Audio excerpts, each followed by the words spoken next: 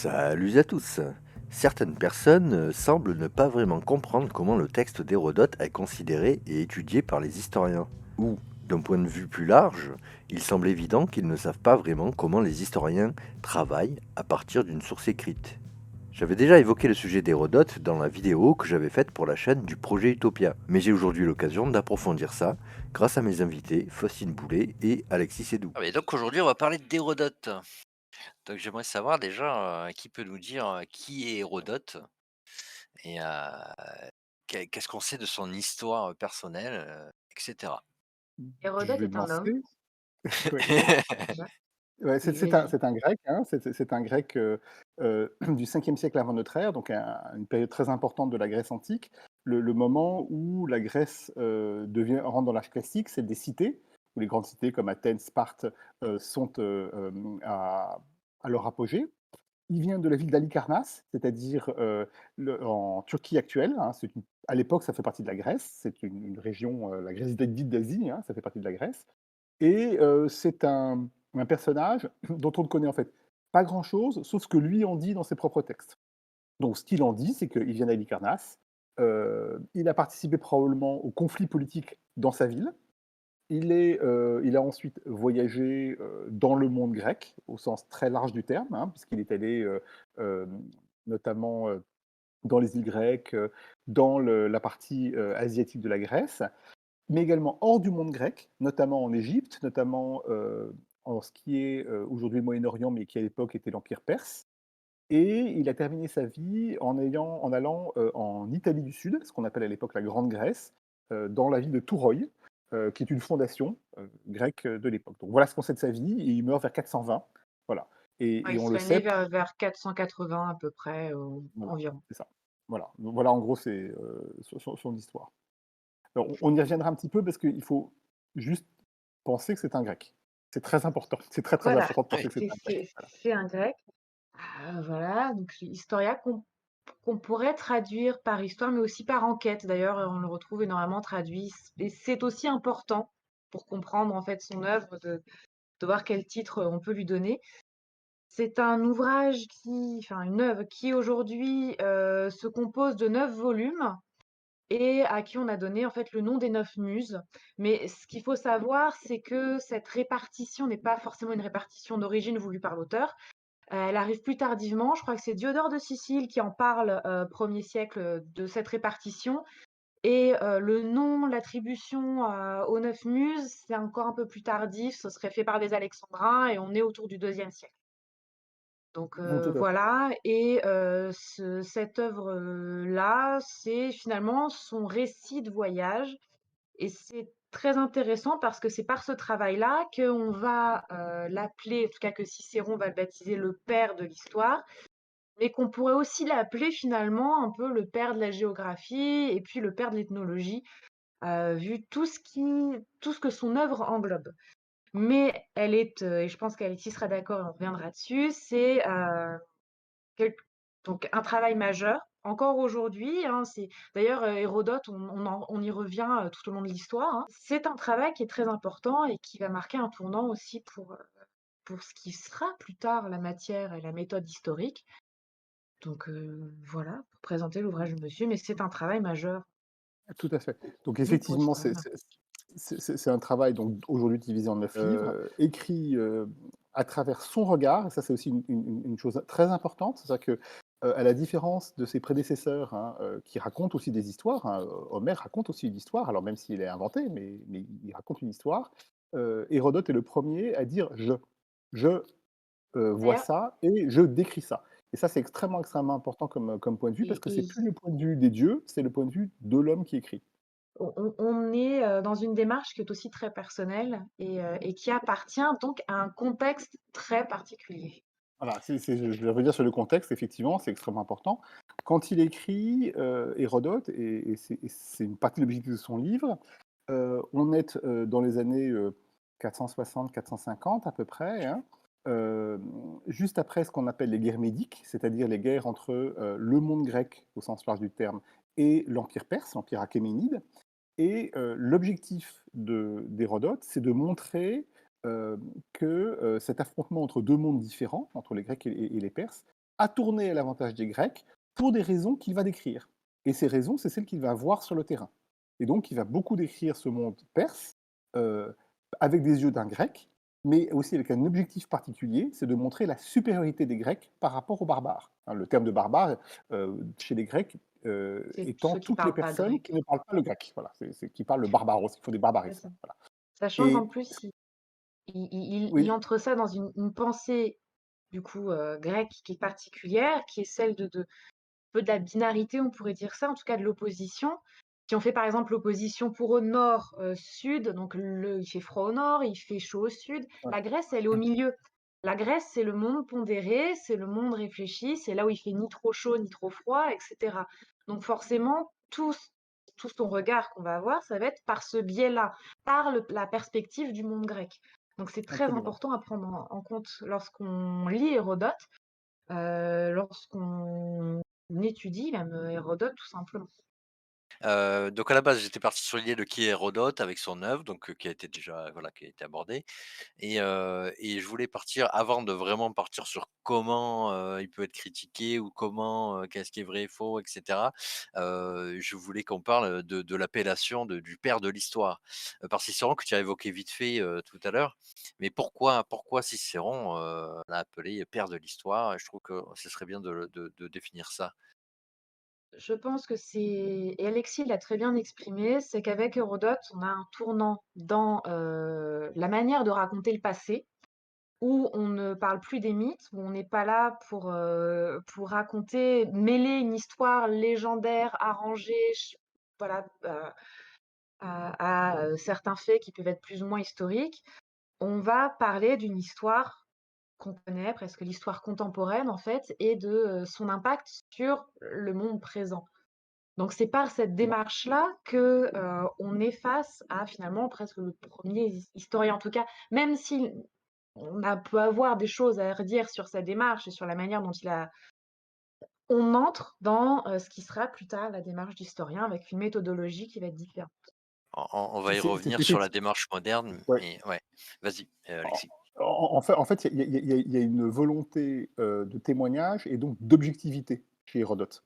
Alors évidemment, l'objectivité en histoire n'existe pas, hein, il faut bien savoir, c'est évidemment un élément important, et on reviendra sans doute après sur la question entre les sources justement et les travaux d'études. Mais il y a dès le départ chez Hérodote une démarche d'objectivité, c'est je vois quelque chose, on me rapporte un témoignage, je le rapporte. Et il est le premier à le faire. Je parlais d'Homère tout à l'heure. Homère, il raconte aussi des faits. Il raconte la guerre de Troie. Sauf que Homère, il dit pas que j'ai vu des choses, mais il dit que les dieux ont fait telle chose et telle chose. Donc ça, c'est très très important dans la démarche. Chez Hérodote, les hommes sont acteurs de leur histoire, alors que chez Homère, ils sont le jouet des dieux. Hein, c'est une chose qui est très importante. Voilà. Effectivement, c'est le premier à faire ça.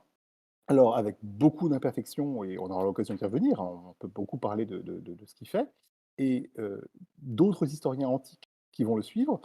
Chez les Grecs, Thucydide par exemple, ou Xénophon, ou chez les Latins, Tite-Live, ou Ammien Marcellin, reprennent cette même démarche. Et donc c'est pour ça que lorsque Cicéron dit au 1er siècle avant notre ère, c'est le père de l'histoire, c'est que Hérodote est le premier à objectiver l'histoire et à placer l'homme comme étant un acteur et pas uniquement le monde joué des dieux.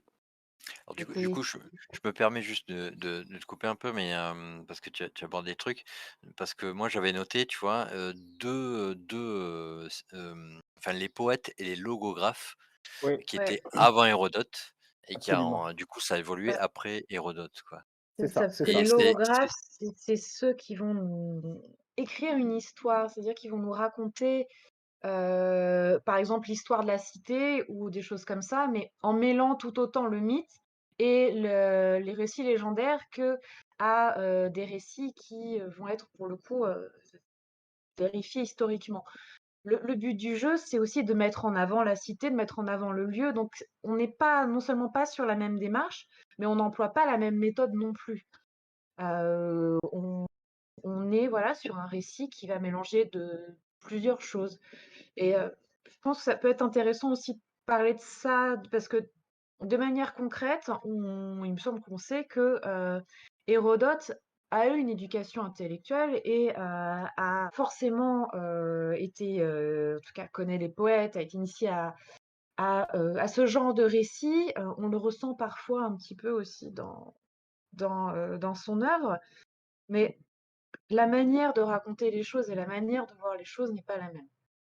Tout à Pour fait. ce qui va précéder Hérodote. Et comme disait Alexis, on a vraiment un basculement qui est énorme, c'est-à-dire entre ce qui va être le récit légendaire, où finalement vérité et mythe se mélangent et c'est pas grave et finalement c'est très bien. Et d'un coup, on passe sur, du témoignage direct, donc ce que Hérodote va voir de ses yeux ou du témoignage indirect, ce qu'on va lui raconter. Donc je pense par exemple lorsqu'il parle, parce qu'il a quand même consacré, un livre entier à l'Égypte et donc il va aller poser des questions, il va voir ce qu'on lui raconte, il va rapporter ce qu'on lui raconte et cetera. Donc on est dans une démarche qui est complètement différente et c'est en cette chose-là que finalement le basculement se fait et sans ce basculement par Hérodote, on aurait peut-être eu plus tard, hein, mais on a l'ouverture vers une méthode, historique qui se met en place, qui peut se mettre en place. Et surtout sur un dialogue qui sort de la situation de les hommes sont le jouet du destin, mais plutôt sur chercher une explication qui est beaucoup plus globale, qui est presque anthropologique chez Hérodote, Oui. qui est comme les Perses fonctionnent comme ça, et bien la conséquence c'est qu'ils perdent ou ils gagnent. Voilà. Et ça, Mmh. c'est cette démarche-là qui est une démarche qui est encore une fois objectivée, voilà, objectivée, c'est vraiment l'élément. Même si effectivement c'est bourré en réalité d'erreurs et d'a priori, mais c'est cette démarche-là qui change. Effectivement, les poètes sont des poètes, donc ils décrivent des positions et des idées mythologiques, Homère. Les logographes, ils sont là pour raconter une histoire mythifiée, donc certains éléments sont peut-être vrais, mais dont l'essentiel est de dire que si la cité fonctionne bien, c'est que les dieux sont favorables, et si la cité fonctionne pas bien, c'est que on a fait des erreurs envers les dieux, et donc la cité est punie. Du coup et après Hérodote, c'est-à-dire Hérodote comment, il voyait vraiment l'histoire, par rapport à ce que tu dis là, la démarche et Hérodote, comment il se positionne là-dessus et comment on se positionne après Hérodote? Alors tu as d'abord toute une série d'historiens de l'Antiquité, heu, qui vont reprendre la démarche, et probablement celui qui est le plus, visible, c'est Thucydide, qui succède Mmh. entre guillemets à Hérodote, qui d'ailleurs reprend, dans son histoire, là où s'arrête Hérodote, hein, ce qui est très intéressant, ce qui veut dire que le Ah, texte c'est ça, d'Hérodote est connu à l'époque de Thucydide, hein, c'est extrêmement c'est ça important. et En on 2 pourra mots, revenir Thucydide dessus lorsqu'on parlera de la critique, d'Hérodote absolument. aussi. Mmh. Thucydide, c'est un Athénien qui, lui, va pas raconter la guerre contre les Perses, ça a déjà été fait par Hérodote, donc il passe à autre chose. Il va raconter, ce qu'on appelle, que la guerre du Péloponnèse, c'est-à-dire la guerre entre Sparte et Athènes. Hein, lui étant athénien, lui ayant été même un acteur athénien, puisqu'il était stratège, il a échoué, il a été exilé, et il va raconter cette guerre dans les détails. À la différence, d'Hérodote, Thucydide va beaucoup, beaucoup plus s'appuyer sur les événements, directs, et il va essayer de les retranscrire en disant: «J'essaie de le retranscrire de la manière la plus fidèle possible». C'est ça, Par exemple, c'est il y a un ça. Le il y a un passage, l'idée du retour vrai, enfin voilà, une voilà, du recherche de témoignage vrai, du vérité, témoignage vrai. Absolument. mmh, Hérodote ne fait pas vraiment, et ce que Thucydide d'ailleurs critique sur Hérodote, on va y revenir. Par exemple, lorsque Thucydide raconte le discours qui est prononcé par Périclès, qui déclenche, enfin, qui est au début de la guerre, à 431 avant notre ère, eh bien, on sait que Thucydide a entendu ce discours et que, de mémoire, il essaie de le retranscrire au plus près de la réalité du discours. Et ça, c'est vraiment une démarche qui est encore plus objectivée qu'Hérodote là-dessus. Donc ça, c'est la première succession. Et ensuite, une succession avec d'autres historiens, Xénophon, chez les Grecs, j'en ai mmh, parlé, qui est dans la même démarche, et surtout chez les Latins, avec un passage comme Tite-Live, qui non seulement va essayer de donner une histoire la plus objective possible, mais est un des premiers également à, entre guillemets, consulter les archives. Voilà, ça c'est extrêmement important. OK. Je peux rajouter un truc avant d'arriver à ce qu'est l'histoire, parce qu'en fait le problème c'est qu'Hérodote, Tite-Live, Xénophon et Thucydide, ils ne font pas l'histoire, mais on va y revenir. Et oui, on va y revenir. Avant ça, j'avais prévu les critiques sur les travaux d'Hérodote. Alors, Moi les j'avais bossé sur les les Ouais, critiques antiques. ouais, c'est- c'est alors, les les critiques antiques, critiques, alors, elles arrivent les très critiques tôt, hein, antiques, parce que ouais, ouais, Plutarque, ouais. déjà, voilà, Facile voilà, déjà. quoi. Donc on va lui Ah, reprocher d'avoir, affabulé. Ce qui est très intéressant, je trouve, c'est qu'au niveau des critiques, on le trouve, pas assez pro-grec, en tout cas pro-athénien. Ça, Parfois, on c'est ce le que j'ai dit trouve tout de suite. trop, ouais, trop orienté, en donnant trop de place aux barbares, alors que finalement l'œuvre en soi d'Hérodote, c'est tout de même de démontrer, en soi la supériorité du monde grec sur le monde barbare. Heu, mais c'est vrai que c'est l'un des premiers, je crois que même c'est le premier auteur à donner autant de place dans son travail finalement à l'autre, enfin du coup à ces barbares, à autrui. Donc c'est une des critiques qu'on va lui faire. On va l'accuser d'affabuler aussi énormément, mélanger vrai ou faux. Alors, ce qui est tout de même À juste, intéressant, c'est que hein, ouais, c'est à que juste tout de titre. même oui, oui, mais pas que. On en reparlera du coup oui, il y a Ouais. quand même des choses où il a raison, Hérodote, hein. on y C'est pas tout reviendra du après, oui. voilà, D'abord les on en critiques, reviendra. après les choses sur lesquelles il avait raison. Donc, bah, du coup, pour ce qui a raison, parce que pour la petite histoire, quand même, le fait que Thucydide reprenne là où Hérodote s'est arrêté, ça montre tout de même qu'il n'y avait pas forcément besoin de réécrire ce que Hérodote avait fait. Donc, finalement, c'est pas si critiquable que ça. Mais voilà, Ouais. Il y a effectivement cette position d'avoir une position qui ne soit pas suffisamment pro-grec aux yeux des Grecs. Il y a aussi le côté de privilégier l'anecdote par rapport aux faits. Alors, c'est quelque chose qui est reproché très très vite à Hérodote, notamment par Thucydide, qui lui essaye plutôt de s'appuyer sur les événements eux-mêmes. Euh, et puis, il y a ensuite une critique sur ses digressions. Parce qu'effectivement, ouais, oui, oui. il Ouais, tend à commencer un sujet, et puis alors il s'étend, il s'étend, il s'étend. c'est ça. Pardon. Il s'étend, il s'étend, il s'étend.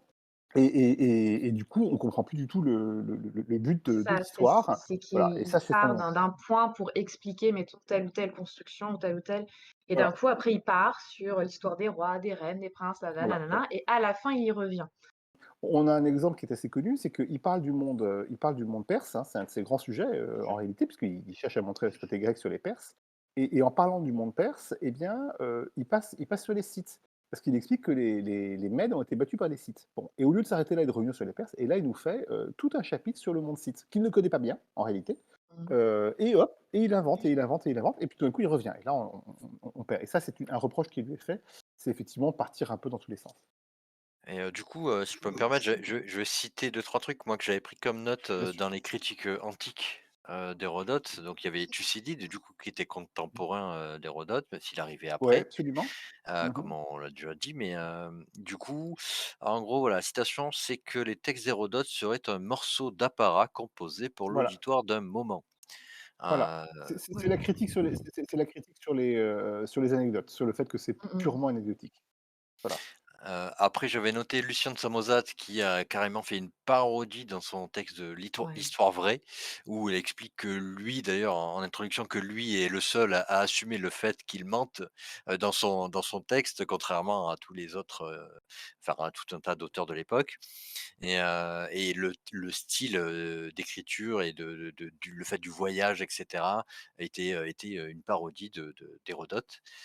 Tout à fait. A après il y avait Plutarque du coup, cité aussi, mais alors moi ce que j'ai vu c'est que on sait pas trop si c'est Plutarque ou si c'est un pseudo Le Plutarque, c'est-à-dire pseudo-Plutarque. Oui, c'est Ouais, ça. ouais. peut-être un faux Plutarque. Il y a un doute là-dessus a priori, et donc il aurait dit en gros que Hérodote était un collectionneur de calomnies.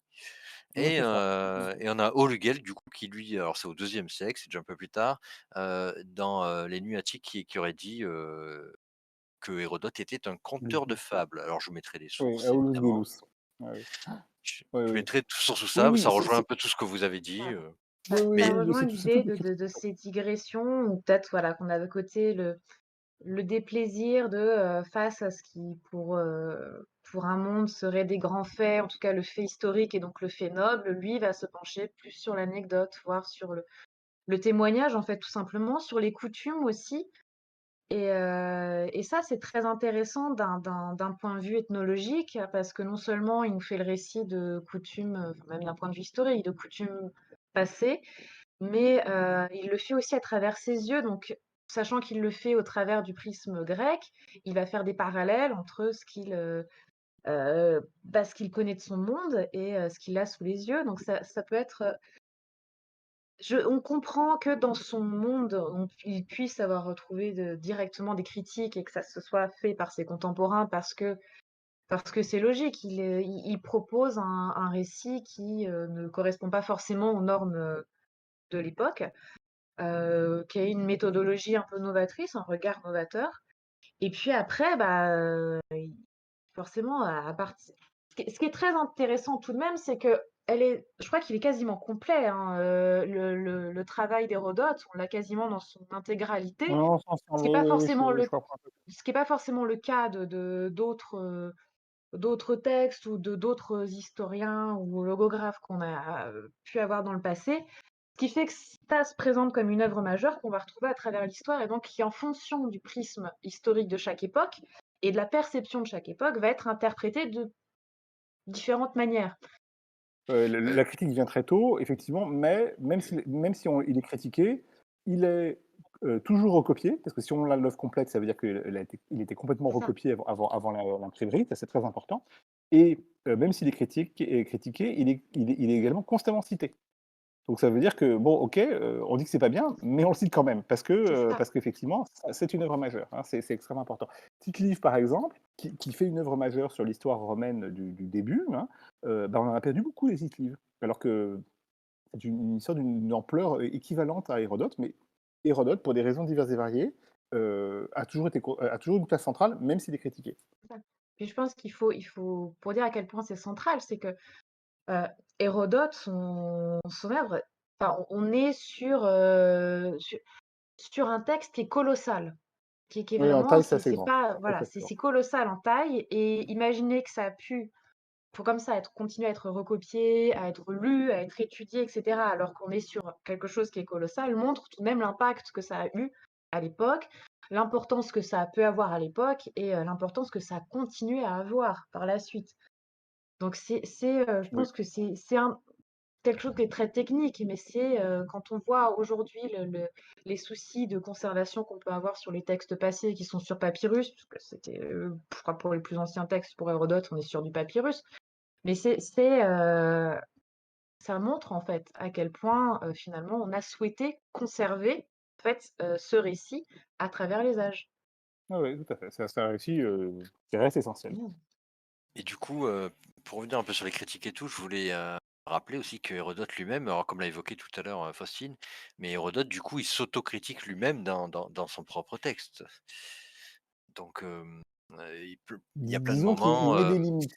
Voilà. il y a Il met des enfin, il y a C'est limites, il ça. dit là, voilà, il y voilà. a Voilà, pas ma il s'impose, il l'explique clairement et même la conclusion quand il explique grosso modo que le monde entier, enfin le monde son monde en tout cas, pour ce qu'il connaissait du monde, n'est fait que de coutumes, plus ou moins absurdes et cetera. Donc il l'explique dès le début que, il prend quand même de la distance avec ce qu'il va rapporter et que donc le lecteur derrière doit aussi prendre de la distance avec ce qui est rapporté aussi. Donc avec les témoignages qu'on va lui faire et je pense au cas de l'Égypte et notamment au cas du culte osirien dont il nous fait part, puisqu'à ce moment-là le culte osiricide était assez généralisé sur le monde égyptien et qu'on retrouvait partout et il en parle et non seulement il fait le parallèle avec Dionysos, mais il va même aussi censurer certaines fois parce que, pour conserver ce qui selon lui est un mystère, pour, respecter aussi les croyances des autres en disant: «Là, je ne vais pas citer la mort du dieu, je ne vais pas expliciter clairement la mort du dieu parce qu'on ne fait pas ça dans le cadre égyptien de l'époque». Donc il a un rapport avec le récit qu'il nous fait qui est quand même à la fois très distant, enfin qui est pour moi un rapport qui est quand même très proche de celui de l'ethnologue. C'est-à-dire qui est à la fois très distancié, attention, je ne fais que rapporter ce qu'on me dit, je n'adhère pas au propos qui est dit, je ne fais que rapporter et de l'autre côté, qui l'aborde quand même avec aussi le respect qui est dû au texte qui autant que possible et autant qu'il puisse le comprendre et parfois même mal le comprendre aussi, rapporter ce qu'il voit. Donc c'est il faut en être très, très conscient et lui en est très conscient lorsqu'il rédige ça. Enfin, Dans la Je- foulée, je voulais mettre une citation, puisque je l'ai sous les yeux, Vas-y, de vas-y. Hérodote, où il dit, «Pour moi, si j'ai le devoir de rapporter ce que l'on dit, je ne suis certainement pas obligé d'y croire, qu'en tienne compte de cette Absolument. réserve d'un bout à l'autre de mon ouvrage». c'est Donc ça. à partir de là, il prend évidemment, beaucoup de choses qu'on lui raconte, qui sont, peut-être proches, dans le passé ou plus anciens, et il prend le tout, il dit, «Beh, je sais pas et je rapporte ce qu'on me dit», quoi, en gros. Et lui-même Oui, ne considère pas forcément y croire pour autant. Voilà, Ça lui oui, permet aussi une certaine marge de manœuvre sur certaines choses, voilà, qu'il va dire, qu'il va énoncer en disant: «Bon, mais après, il est très honnête aussi dans sa démarche. du coup, oui. L'explique clairement, enfin, il est très honnête dans le sens, il n'est pas là pour prétendre que, tout ce qu'il voit est vrai et là, je pense qu'il l'applique notamment par rapport à certaines coutumes et à certaines croyances aussi, voilà, où il veut pas s'engager et il veut pas dire que l'une est meilleure que l'autre, mais, il garde Je une voudrais certaine modérer un petit peu distance. ouais, ouais, je vais modérer un peu les propos parce que je suis pas totalement d'accord avec ce que dit Et vas-y, Faustine. vas-y. En ce sens que oui, effectivement, sur un certain nombre de choses, il prend la distance et il dit: «Je sais pas, je me mouille pas trop et je ne fais que rapporter». Mais à d'autres moments, au contraire, il tranche de manière extrêmement, sèche, en ayant son prisme à lui et donc en disant des erreurs assez gigantesques. Notamment quand il parle du monde perse pour le coup, parce que par exemple, il dit du monde perse: «Il y a pas de temple, donc ces gens n'ont pas de religion». Pof! Et donc il plaque, une vision qui est celle des Grecs où effectivement, il y a des temples et les temples servent aux cérémonies avec tout un système qui est mis en place. Il dit: «Moi je ne les vois pas les temples». Bon, donc s'il y a pas de temple, il y a pas de religion et donc Heu, résultat de l'opération, les Perses sont des impies. Ils n'ont pas s'ils n'ont pas de croyance, c'est qu'ils sont dans l'impiété et ceux dans l'impiété, forcément, ils vont à leur malheur. Et ça, Hérodote n'hésite pas à avoir ce type de jugement de valeur qui est une erreur, grossière, voilà, il y a des temples dans le monde perse et il y a tout un système religieux dans le monde perse qui est très fort, hein, qui est en gros le zoroastrisme avec d'autres dieux. Et ça, il a tendance à le faire de manière assez systématique dans ce côté-là. Parce qu'il a un peu ce regard, effectivement, l'anthropologue qui ne se mouille pas, mais il a aussi un regard gréco-centré et très Mmh. gréco-centré, dans lequel, évidemment, ce qui appartient au monde grec est équilibré, je dirais pas parfait, mais au moins équilibré. Et donc, si une société n'a pas ce qui appartient au monde grec, cette société est déséquilibrée. Et je reprendre sur, d'autres histoires, ce qu'il raconte sur le monde scythe, par exemple, est aussi complètement, erroné. C'est-à-dire qu'en gros, il dit qu'il y a 2 groupes scythes, il y a les scythes royaux et les scythes non royaux et que les scythes royaux, c'est des gens très puissants parce qu'ils ont une hiérarchie. Alors c'est des rois, c'est un peu des tyrans, bon, c'est pas parfait, c'est pas une démocratie, mais ou une aristocratie, mais bon, c'est mieux et les autres, c'est en gros c'est le chaos absolu.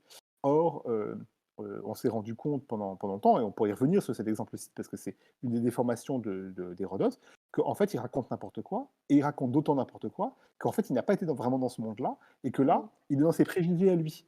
Et donc, Hérodote, effectivement, de temps en temps à la distance, mais de temps en temps aussi, il a des préjugés très forts, et donc ça lui fait dire des grosses erreurs et d'interprétations qui sont très sèches de sa part. Ouais, d'autant plus il est quand même impliqué dans, la question politique, à savoir sur, les questions entre, bon la tyrannie, mais pas au sens où on l'entend aujourd'hui, hein. C'est le tyran, c'est le pouvoir, par un seul homme qui est éclairé, pas forcément un méchant. Heu, voilà, ces questions-là et on le sait qu'il est très impliqué dessus et donc forcément, ça va se ressentir aussi dans son discours parce que ce qui sous-tend toujours, c'est de démontrer que le monde grec, est meilleur, grosso modo, que, Mais ce qu'il va y avoir autour.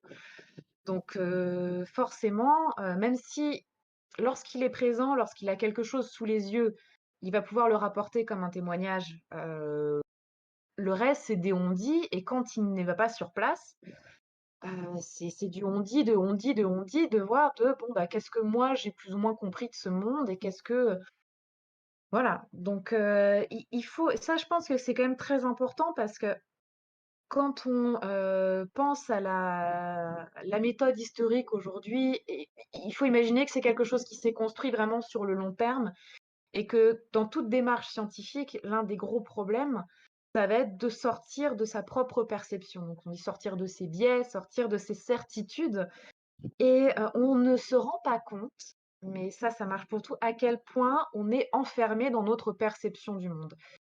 Et pour quelqu'un Hérodote qui l'est. et Hérodote l'est, mais on peut pas lui Voilà. reprocher, c'est Effectivement, le oui. premier à Non, faire non, bien ce sûr, genre de démarche, donc forcément, c'est totalement imparfait au début. Heu bien sûr, et toute la démarche bien par la sûr. suite, Et et c'est ça va être d'être ouais, thucydide, c'est-à-dire de vouloir sortir de ça pour aller au plus proche du vrai et ce qui est après, en fait, au plus proche de l'objectivité. Hérodote, il faudra toujours bien le positionner comme un grec qui a une vision et qui a aussi un objectif. Il n'a pas qu'une vision. L'objectif, c'est de montrer que si les Grecs ont gagné, c'est qu'ils sont meilleurs, et ils sont meilleurs parce que les C'est autres sont ça, moins bons. Et s'ils sont moins bons, c'est l'exemple des Perses qui sont impies, c'est l'exemple des Égyptiens qui, ok, ils ont fait des réalisations géniales, les pyramides, c'est exceptionnel, etc. Le culte aux Syriaques, dont il fait plutôt une description positive dans ses livres, bah, à côté, c'est aussi un souverain, un Horus qui est capable de prostituer sa fille, qui c'est ça, évidemment, pour un Grec, est une horreur absolue. Et c'est tout cette démarche qui est très intéressante chez Hérodote, qui montre que, eh bien, il a tout à fait un regard neuf sur le monde extérieur et plutôt, on va dire, de témoignage. En même temps, il a un prisme grec qui fait que dès qu'il y a une chose qui va être différente du monde grec, il va le mettre en exergue, il va le développer et le démontrer, pardon, et le pousser en avant pour montrer que ces choses-là sont la preuve de la supériorité des Grecs. Et c'est ça qui est important dans la démarche d'Hérodote. c'est ça. C'est que, il a un gros point positif, c'est que je pense que c'est un monsieur qui est très curieux et c'est pour ça qu'il va avoir cette démarche-là et c'est ce qui le fera entreprendre, mais même avec un regard qui, dans certaines limites tout de même, est quand même un regard bienveillant sur ce qui peut l'entourer, mais toujours dans ce prisme de: «Attention, je suis grec et le monde grec, c'est celui qui est entre le nord, le sud, c'est celui qui est pondéré, c'est celui qui est modéré, c'est le modèle à suivre et donc c'est celui qui va être un modèle supérieur». Il est l'un des premiers, il faut le reconnaître, à avoir eu cette démarche-là et donc on peut pas lui renier ce titre de père de l'histoire parce que finalement ça se vaut. Ça se vaut. Il a mis c'est le premier à mettre le pied dedans, dans ce Bah, si, cadre-là. voilà, si on voulait Ah, c'est citer le des premier qualités, dont on a autant aussi, on a cette œuvre colossale qui nous permet de comprendre sa démarche et de pouvoir l'analyser en globalité aussi. C'est-à-dire qu'on n'est pas juste sur des fragments où il faut encore plus prendre de pincettes parce qu'on ne sait pas dans quel cadre ça a été fait, on ne sait pas ce qu'il y a avant, on ne sait pas ce qu'il y a après. Là, on a un travail qui est global. D'ailleurs, ce qui est très intéressant aussi, c'est analyser ce travail-là, c'est-à-dire, la question qui peut se poser, c'est est-ce que, ce sont plusieurs discours qu'il va coller tous ensemble? Ou est-ce que c'est un travail qui est construit dans une unicité? Et il me semble que le consensus actuel est plutôt vers quelque chose qui est dans un travail qui est oui, construit en unicité. Donc ça tout veut dire qu'il y a une vraie démarche derrière qui est construite et qui est très intéressante et qui marque vraiment le fondement de ce que sera, ce que pourra être l'histoire après. Donc c'est très intéressant. et c'est ça, si on veut dire, si on veut mettre en avant ses qualités, c'est effectivement le fait d'avoir une démarche, que reprennent d'ailleurs les historiens après lui, hein, Thucydide ou Tite-Live, les 2 exemples qu'on a cités, reprennent cette même idée de démarche, démonstrative. Il y a sa curiosité, ça c'est évident que Mmh. c'est, extrêmement important. Il y a ce côté, d'objectivation des faits en disant: «C'est les hommes qui ont fait ça et les conséquences sont là». Donc tout ça, c'est des points extrêmement positifs d'Hérodote. Ensuite, il y a ce qu'on a vu sur la critique, hein, c'est qu'effectivement, c'est de l'anecdote, et cetera. Mais c'est positivement, c'est que c'est le premier qui entreprend une démarche globale d'expliquer un phénomène à travers non pas le destin, et les hommes joués des dieux, mais à travers les sociétés, de manière très globale et de manière très grossière, comme étant acteurs de leur destin et ayant réussi ou échoué face, aux événements historiques. Alors, vous avez déjà abordé pas mal de points. J'aimerais peut-être, peaufiner un petit peu, sur l'intérêt, du texte d'Hérodote d'un point de vue des historiens aujourd'hui, historiens, archéologues et cetera. Et même comme, enfin on l'a évoqué tout à l'heure, en off, mais, le côté, même s'il se trompe, c'est intéressant quand même. Et est-ce que voilà, est-ce que tu peux Une parler de ça? erreur, alors en science, je pense qu'on n'aime pas les erreurs, mais une erreur est toujours intéressante Voilà. parce qu'elle est révélatrice d'énormément de choses tout autant qu'une réussite. Et même lorsqu'il se trompe, c'est intéressant parce qu'on sait qu'il interprète les choses par son biais, par son prisme. Et donc, faute de nous apporter des informations sur son sujet, ça nous apporte énormément d'informations sur sa société, sur le monde auquel il appartient. Donc c'est ça qui est très intéressant. Et puis, il se trompe pas toujours. Je donne l'exemple, par exemple, pas toujours, de, de ces fameux bateaux, je crois qu'il appelle, j'ai oublié le nom des bateaux en question, des bateaux égyptiens, qu'il décrit et qu'on a longtemps pensé comme étant des inventions de sa part. Et il se trouve en fait que dans le port d'Héraclion, on a retrouvé ces bateaux en fait lors de fouilles sous-marines. Donc c'est là que les archéologues ont fait le lien et se sont rendus compte que ce qu'il a décrit, en fait, c'est exactement ce qu'on a sous les yeux. Et donc là, ça nous importe des informations parce qu'il a décrit ce qu'il avait sous les yeux, donc il a décrit aussi la manière dont ça pouvait être réalisé, où c'était réalisé, etc. Donc on a là potentiellement un fil à suivre pour avoir des informations du coup archéologiques qui sont valables. Après, il aussi, je reprends le cadre de l'Égypte, mais quand il pose la question sur la construction des pyramides, il va donc poser la question à des Grecs qui vivent sur place ou alors à des prêtres égyptiens. Donc il va y avoir un interprète qui va intervenir. Mais ça reste très intéressant parce qu'il nous apporte le témoignage de personnes qui sont des locaux, qui vivent sur place, etc., sur des monuments qui ont été construits, mais des milliers d'années avant. Donc, quel est le témoignage? Qu'est-ce qu'on raconte à ce moment-là de ces monuments-là? Comment est-ce que ce passé-là s'intègre dans le monde égyptien à l'époque? Et ça, il nous permet, nous, de le savoir et donc finalement de connaître comment la pensée égyptienne aussi évolue à travers le temps, ce qui est très, très intéressant. Donc, même dans ses erreurs, même dans les interprétations qu'il fait, à partir du moment où on est conscient finalement du contexte, de la démarche, etc., ça reste très intéressant. Parce que c'est un Oui, témoignage tout d'une à fait. époque. Ce qu'apporte Hérodote, c'est une vision globale du monde méditerranéen au 5e siècle avant notre ère, et on n'en a pas beaucoup d'autres écrites, parce que par exemple Thucydide ne parle quasiment que des Grecs, un tout petit peu des Siciliens, mais c'est vraiment très, très limité. Il nous apporte surtout la vision d'un Grec sur ce monde-là, et c'est probablement ce qui nous apporte le plus. C'est-à-dire qu'avec Hérodote, on en sait plus sur la Grèce que sur ce qu'il décrit, et surtout plus sur la Grèce, comment elle voit le monde extérieur par rapport au reste. Donc c'est un apport gigantesque en histoire. En revanche, et on pourrait y revenir sur l'usage d'Hérodote en histoire à travers le temps, en réalité, il ne nous apporte pas grand-chose sur l'extérieur, mais c'est le problème des sources de l'époque.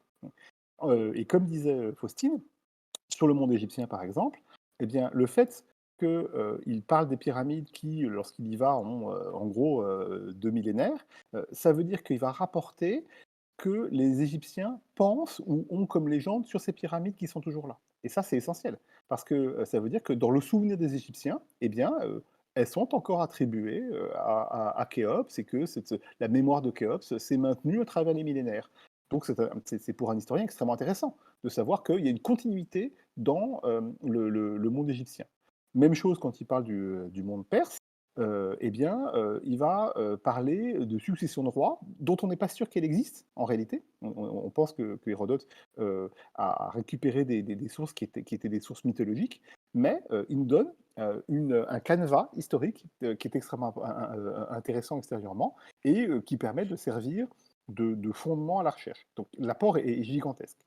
Maintenant, et c'est ça qui est très intéressant, c'est un apport qui nous apporte plus sur le monde grec que sur le monde extérieur. Donc il faut bien voir que une source, quelle qu'elle soit, et on peut en parler tout de suite sur le linguistic turn, une source, quelle qu'elle soit, elle est d'abord celle qui engage l'auteur. Et donc c'est la vision d'un auteur sur le monde grec et sur le monde extérieur qui est la première chose de l'apport d'Hérodote.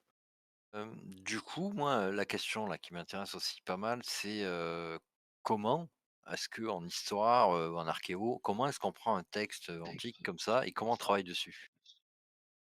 On le prend avec des pincettes.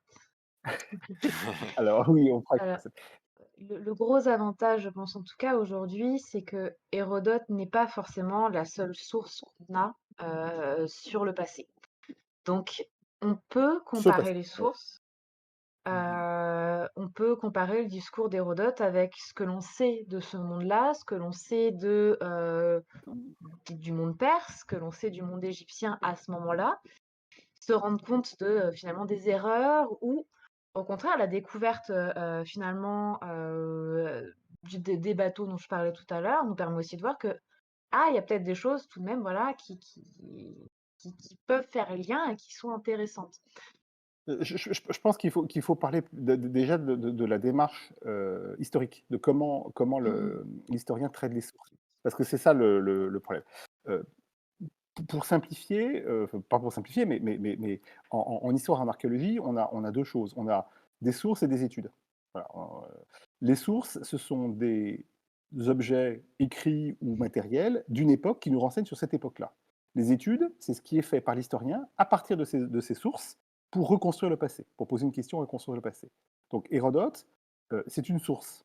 C'est-à-dire que en tant qu'historien, on va prendre le texte, on va l'interroger sur le passé, et on va le critiquer. Alors le critiquer, il faut voir dans le terme de critiquer, non pas dire ah c'est pas bien ce qu'il a fait. La critique historique, c'est l'analyse historique, c'est l'analyse du texte. Hérodote, c'est un texte extrêmement large, extrêmement complet. Il est très difficile de dire je vais tout prendre d'Hérodote. Donc Hérodote, on va prendre des morceaux d'Hérodote. Par exemple, on va prendre ce qu'Hérodote dit de l'Égypte et essayer de s'en servir comme élément de source pour comprendre ce qu'il en fait. Alors, comme le dit très bien Faustine, le travail de l'historien, c'est de confronter les sources. C'est de prendre plusieurs sources et de travailler sur les rapports qu'elles ont les unes entre les autres. Alors qu'elles soient matérielles ou écrites, hein, à l'époque où elles sont écrites. Pour l'exemple d'Hérodote, eh bien, on va se servir effectivement de ces sources-là pour poser une question. Par exemple, quel est, quel est qui sont les victoires grecques dans la première guerre médique, hein, donc la bataille de Marathon. Qu'est-ce qu'on a comme source? Eh bien, on va lire Hérodote, et Hérodote nous raconte la bataille de Marathon telle qu'elle est vue par les Grecs. Et puis on va se dire, mais bon, très bien, maintenant je vais voir les textes perses, et les Perses vont nous dire d'autres choses. Et puis peut-être que je vais me servir de textes plus tardifs qui rapportent plus tard, par exemple, qui rapportent des choses sur la bataille de Marathon. Et c'est l'analyse de tous ces textes-là qui vont permettre à l'historien de reconstruire au mieux, ou de la manière la plus objective possible, les événements et puis d'en tirer des conséquences. Parce que l'histoire, c'est pas simplement de mettre en place la suite des événements. Ce n'est qu'une chose très anecdotique. Le travail de l'historien et de l'archéologue, c'est d'étudier les sociétés du passé. Et donc, à partir de ces sources-là, comprendre la société du passé et comprendre que, par exemple, la bataille de Marathon, c'est probablement une bataille qui était pas très importante en termes de volume, mais que les Grecs s'en sont servis comme d'un événement fondateur de la résistance contre les Perses. Voilà. Et c'est ça le travail de l'historien. Donc la démarche, c'est de prendre ces sources, de les critiquer, de les analyser, et ensuite d'essayer d'en tirer une conséquence sur les sociétés de l'époque. Je pense que quand on fait les discours qu'on entend comme quoi, les historiens, en tout cas ceux qui étudient l'Antiquité, n'ont que Hérodote à la bouche ou et cetera, c'est une vraie méconnaissance de, comment fonctionne l'histoire et comment on étudie l'histoire. Comme disait Alexis, on n'est pas là pour, «Ah bah, tel texte nous dit ça, du coup ça doit être vrai», on note et puis après on prend un texte qui suit pour voir ce qu'il y a à la suite et cetera. C'est un travail constant d'analyse des données qu'on a qui sont multiples, mais on n'imagine pas à quel point elles sont multiples, en fait. Parce qu'il peut se trouver qu'on a, par exemple, des données écrites sur tel sujet et en fait, quand on va confronter avec les données matérielles qu'on va avoir, on se rend compte que ça colle pas du tout. Donc c'est un travail qui revient sur lui très régulièrement. C'est ce qui fait aussi avancer la recherche scientifique et notamment la recherche historique, c'est qu'on n'a aucun problème à revenir sur les études qui ont été faites précédemment par voilà, les historiens qui ont travaillé, auparavant, dans les dizaines d'années qui nous ont précédés, voire les siècles qui nous ont précédés et de réanalyser ce qu'ils ont proposé à l'aune des nouvelles découvertes qu'on a faites ou des nouveaux textes qu'on a découverts ou même tout simplement des moyens techniques qu'on va avoir. La technologie avance et aide aussi énormément l'histoire et l'étude du passé et tout ça, ça nous permet constamment c'est une constante remise en question de tout ce que l'on a sous la main pour essayer d'être le plus possible objectif. et tout en étant conscient que l'historien lui-même, c'est une personne qui est subjective et cetera, donc qui étudie des sources qui sont elles-mêmes subjectives, donc il faut imaginer à quel point le travail, en fait, est complexe.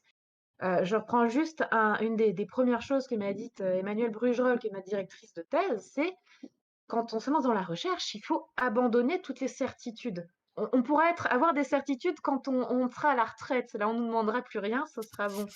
Mais c'est un travail énorme que de faire ça constamment. Parce que même lorsqu'on fait de la recherche, on a un objectif qui est là, c'est-à-dire qu'on a quand même une démarche qui s'inscrit et il faut malgré tout essayer de rester objectif autant que possible. Mais Absolument. c'est ça. Donc c'est un gros travail de remise en question constante, c'est un travail de remise en question des sources aussi, constante, qu'elles soient archéologiques, qu'elles soient de c'est un travail d'actualisation. Je pense que ça, c'est aussi très important de le prendre en compte, d'actualisation constante. C'est-à-dire que l'histoire, même si on ne s'en rend pas compte dans notre vie de tous les jours, en tout cas la recherche en histoire, elle continue à avancer. Et du coup, il faut se tenir au courant de toutes ces avancées-là. Donc des moyens technologiques qui nous ont permis d'avancer, des données qui sont issues de ces nouvelles technologies et des nouveaux résultats qu'on a parce que ça avance constamment. Et finalement, des travaux qui vont avoir 10 ans peuvent se retrouver totalement remis en question par les nouvelles données actuelles, et cetera, et cetera. Donc il faut voilà, c'est des choses à prendre en compte aujourd'hui dans la démarche. Ça avance beaucoup plus vite, je pense, qu'on ne s'en rend compte, voilà, dans la vie de tous les jours. Mais c'est un gros travail, en fait. C'est C'est le pour ça problème de la qu'on Et pour vulgarisation après, qui ouais, ne c'est c'est le même ça. problème. se marge au Tout juste pour revenir sur Hérodote, Hérodote, c'est une des multiples sources que l'on a qui nous éclairent sur le passé, qui donc permet aux historiens d'avoir un regard sur ce passé et qui, permet aux historiens de, en l'agglutinant ou l'agglomérant avec d'autres sources de la même époque, de comprendre ce passé. Sauf que, heu, le travail de l'historien, c'est de recomposer les sociétés du passé, comme je l'ai dit, à travers les sources qui existent, mais en interrogeant ces sources. Et comme le dit Faustine, l'interrogation et les questions qu'on se pose sur le passé, ce sont des questions qui ont à la fois une valeur dans le passé, mais aussi une valeur dans le présent. Hein, c'est extrêmement important. C'est-à-dire que, par exemple, aujourd'hui, il y a 50 ans, on ne ferait pas un travail de recherche sur les femmes chez Hérodote, par exemple. Parce que le sujet du genre et des femmes n'était pas un sujet qui appartenait à notre présent, ni en tant qu'historien, ni en tant qu'élément de la société. L'arrivée du genre comme questionnement en sciences sociales, fin des années 60, début des 70, a fait qu'aujourd'hui, à l'aune de notre présent, on va réinterroger le passé. Et donc, aujourd'hui, un historien pourrait dire, voilà, je voudrais comprendre la position de la femme dans l'Antiquité, au 5e siècle de notre ère. Qu'est-ce que j'ai comme source? J'ai Hérodote. Donc, je vais regarder tout ce que dit Hérodote sur les femmes. Voilà. Et je vais compiler, dans un premier temps, hein, tout ce qu'il dit, et ensuite je vais essayer de comprendre et d'analyser ce qu'il dit. Et puis je vais me rendre compte que Hérodote, il dit des choses que, par exemple, il ne dit pas la même chose sur les femmes grecques et sur les femmes perses. Voilà, parce qu'évidemment, il a une vision de grec qui dit bah, les femmes grecques, elles sont forcément mieux que les femmes perses. Les femmes perses, c'est des orientales, donc elles sont orientales, avec tous les défauts que les grecs portent déjà à l'époque sur les orientales. Et voilà comment la démarche de l'historien se fait. Il va interroger, poser une question sur une période et sur un domaine, il va prendre les sources, et il va les analyser pour comprendre quelle est la vision à cette époque de ce phénomène, de cette question. Or, comme le disait Faustine, eh bien, ces champs ont évolué. Euh, il y a 200 ans, on servait d'Hérodote uniquement en histoire politique parce qu'on ne faisait que l'histoire politique. Et puis, il y a 80 ans, l'histoire économique est rentrée. Eh ben, on a commencé à regarder Hérodote en disant mais qu'est-ce qu'il dit sur l'histoire économique? Voilà. Et puis l'histoire religieuse était toujours là, donc on a regardé Hérodote sur l'histoire religieuse. Et aujourd'hui, ce serait plutôt l'histoire des femmes, l'histoire des esclaves. On ferait par exemple à partir d'Hérodote, ou l'histoire de la mer, quelque chose qui est un champ qui est revenu dans le présent. Voilà. Et c'est comme ça qu'Hérodote nous sert. Il nous permet d'interroger le passé à travers ses yeux et de poser les questions que l'on cherche pour avoir une démarche de compréhension de ces sociétés du passé. c'est super intéressant. Oui.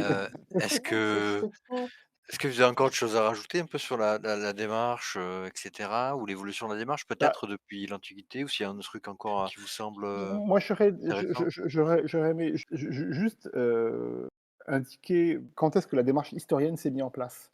Parce que très souvent, chez certains utilisateurs d'Hérodote, ils confondent source et étude. Mmh. Et par exemple, ils appliquent Hérodote en disant: «Bah, Hérodote, il dit que ça c'est que la pyramide», je reprends l'exemple de la pyramide, hein, évidemment. «La pyramide est construite en 20 ans, c'est juste pas possible, donc les historiens ont toujours dit, donc c'est faux». Et là, je pense qu'il faut revenir sur cette chose-là. L'histoire en tant que science humaine, c'est une création récente. C'est une création du 19e siècle, de la première moitié du 19e siècle pour être précis, hein. C'est autour d'historiens comme Ranke, un Allemand extrêmement important. Et la démarche nouvelle qui est faite, c'est de dire: «Attention, les sources écrites, Hérodote, Thucydide et cetera, elles sont pas, exactes et objectives. Il faut les analyser. Et ce n'est qu'avec la critique des sources qu'on peut comprendre le passé». Et quand cette démarche critique est arrivée, critique qui est issue du positivisme, hein, eh bien, on a commencé à faire de l'histoire, c'est-à-dire à étudier, les sources, à les comprendre et à essayer de comprendre ces sociétés-là. Donc grosso modo, l'histoire, un peu moins de 200 ans. L'archéologie, c'est à peu près la même époque et c'est les mêmes questions. Donc il faut bien comprendre que, il y a une très grosse différence entre une source et une étude et que, ce qu'on dit sur une source, c'est quelque chose qui est en révision permanente. Reprenons Hérodote. À l'époque où l'histoire se met en place, eh bien, on lit encore très peu les hiéroglyphes, hein, ça vient d'arriver et on lit pas, par exemple, le cunéiforme. Donc on lit pas, par exemple, l'écriture perse achéménide. Et en plus, la plupart des historiens de l'époque sont européens. Ils ont fait du latin et du grec, parce que c'était le cursus universitaire, scolaire et universitaire classique. Et donc, ils pensent que Hérodote est plus objectif que les autres. Donc, ils vont s'appuyer entièrement sur Hérodote et dire voilà, la source que l'on a sur cette époque, c'est Hérodote. Et si Hérodote nous dit un truc, comme c'est un grec, et que la Grèce, c'est la, père de c'est la Les société Perses. mère de toutes les pensées, c'est plus vrai. Oui, j'ai fait diaperse. C'est plus vrai que les autres. Voilà. Et petit à petit, la démarche historique a changé en disant oh, attention, attention, Hérodote, est-ce qu'il nous dit vraiment des trucs objectifs? Est-ce que le fait que Hérodote nous dise que la pyramide est construite en 20 ans, c'est quelque chose qui est réaliste ou est-ce que c'est la vision qu'en a Hérodote? Et donc petit à petit, la démarche a évolué et la critique s'est faite petit à petit. Et l'histoire s'est construite comme ça. La science historique s'est construite sur cette démarche évolutive de l'étude des sources, de l'ouverture de nouveaux champs historiques, c'est-à-dire de nouvelles problématiques historiques. Au départ, en gros, jusqu'au début du XXe siècle, l'histoire elle est politique, hein. C'est ce qu'on appelle l'histoire bataille, c'est quel souverain prend le pouvoir, quelle bataille il gagne et comment quel traité il signe. Et avec une démarche qui est presque moralisatrice, qui est si le souverain est bon, le pays va bien, si le souverain est mauvais, c'est que le pays va pas bien. Et inversement, si le pays va pas bien, c'est que le souverain va pas bien. Donc va pas bien, il est pervers, il a tout ce qu'on veut. Bon. Et donc, on interrogeait les sources que dans ce sens-là.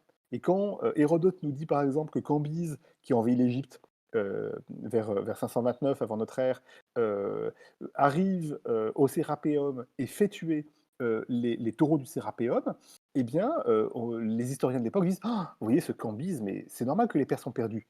Mais quelle enflure. Quelle guerre complètement ratée. Et évidemment, il a perdu, puis il est mort peu de temps après, c'est logique. Voilà. Et donc, c'est comme ça que les historiens l'interrogeaient. Et puis, petit à petit, les historiens ont modifié leur position. Ils ont dit, bon, que nous dit Hérodote sur Cambyse, c'est probablement faux. Il a forcé le trait. Et pourquoi il a forcé le trait? Parce qu'il a voulu montrer que les Perses ont perdu parce qu'ils sont mauvais. Et ils sont dans la démesure, l'hubris, hein, c'est un C'est terme ça, grec très c'est employé. ça, voilà. En revanche, ouais, en revanche, ce que les historiens disent aujourd'hui, c'est super intéressant que Cambyse soit allé dans le Sérapéum et qu'il ait vu des taureaux. Ça veut dire qu'il y a bien des taureaux dans le Sérapéum et qu'il y en a encore au 6e siècle avant notre ère. Donc la démarche de l'historien a changé. Il a dit: «Ouh là là, ce que nous dit sur Cambyse est faux, mais en revanche, il nous apporte un témoignage sur le fonctionnement du Sérapéum qui à l'époque encore, avait les taureaux d'Apis». Donc voilà le type de démarche et d'évolution que l'on a. Et aujourd'hui, évidemment, l'histoire est rentrée depuis une trentaine, quarantaine d'années, et l'archéologie aussi, sur des nouveaux champs complètement importants, ce qui fait qu'on a beaucoup, beaucoup de champs différents, et ça nous permet de réinterroger les sources, parce qu'une source en histoire est infinie. On peut l'interroger plein de fois sur plein de sujets différents. Hérodote, on peut l'interroger sur la guerre contre les Perses, sur les femmes, Mmh. sur l'économie, sur les bateaux, sur la religion des Égyptiens, sur la vision qu'ont les Grecs de la religion égyptienne, etc., etc., etc. Tu avais noté la linguistique TUM. Linguistic turn, Heu, c'est alors un truc, c'est important, mais c'est effectivement. Mais ça revient un peu à ce qu'on disait. Pendant très longtemps, en gros jusqu'aux années 80 en histoire, heu, on prenait les sources un peu au premier degré. C'est-à-dire que, on prenait une source, prenons Hérodote, et on essayait de savoir ce qu'il disait était vrai ou pas vrai, mais en gros c'était ça. Et donc de temps en temps il disait vrai, parce qu'on s'était rendu compte dans d'autres sources qu'il a que c'était bon, et d'autres moments, que c'était pas vrai parce qu'on s'était rendu compte dans d'autres sources que c'était pas bon. Et ça limitait un petit peu le champ historique, et le champ de la recherche. Et puis, venu des États-Unis et venu surtout sur l'histoire, des idées, sur l'histoire littéraire, eh bien, il y a eu l'idée que, l'auteur en lui-même, est un sujet d'histoire lui-même, et que, il faut, pour comprendre une source, comprendre quel est l'objectif de l'auteur. Quelle est sa position sociale, voire politique. Et que un Hérodote, issu d'une cité grecque dans lequel il est tyran, n'a pas la même vision qu'un Thucydide issu d'une autre société grecque dans lequel le système est démocratique. Un religieux ne va pas dire la même chose qu'un laïc. Et donc il faut prendre en compte le langage, ou le système de langage qui est employé par chaque auteur pour le recontextualiser et comprendre que la manière dont il parle engage lui-même le personnage en tant qu'individu et en tant que position sociale. Voilà, c'est ce qu'on appelle le linguistic term, et on l'applique maintenant à toutes nos sources. Alors évidemment, plus ou moins fortement. C'est sûr que un décret, ça engage une société, c'est moins fort qu'un auteur seul. Mais par exemple, Hérodote, on ne peut plus aujourd'hui lire Hérodote sans prendre en compte le fait que c'est un grec qui parle du monde grec et de sa vision du monde extérieur, et qu'il a une vision de la supériorité du monde grec sur le monde extérieur. Si on passe à côté de ça, on loupe la chose. Pour reprendre l'exemple de la pyramide de Khéops, le fait que Hérodote dise que la pyramide est attribuée à Khéops et que Khéops voulait absolument la terminer, donc il était dans l'hubris, dans la démesure, hein, Bah et oui, qu'il n'avait plus les moyens financiers, donc il voulait épuiser le pays, et que donc, sans aucun scrupule, Khéops a prostitué sa fille. Évidemment que c'est faux. D'abord, comme je le disais tout à l'heure, il n'avait pas qu'une seule fille, donc je pense qu'il aurait pu en prostituer plus, hein, et qu'évidemment, c'est une démarche de grec vis-à-vis du monde égyptien, ouais. en disant que Et ce monument, les Grecs l'auraient jamais fait parce que c'est trop, et voilà, mais que les Égyptiens, ils sont pas comme les Grecs, ils sont pas la mesure, ils sont dans la démesure, et donc c'est pour ça que la société égyptienne s'écroule. ça mais en même temps, il nous permet de savoir que encore à l'époque, bah, on savait que c'était Khéops, quoi.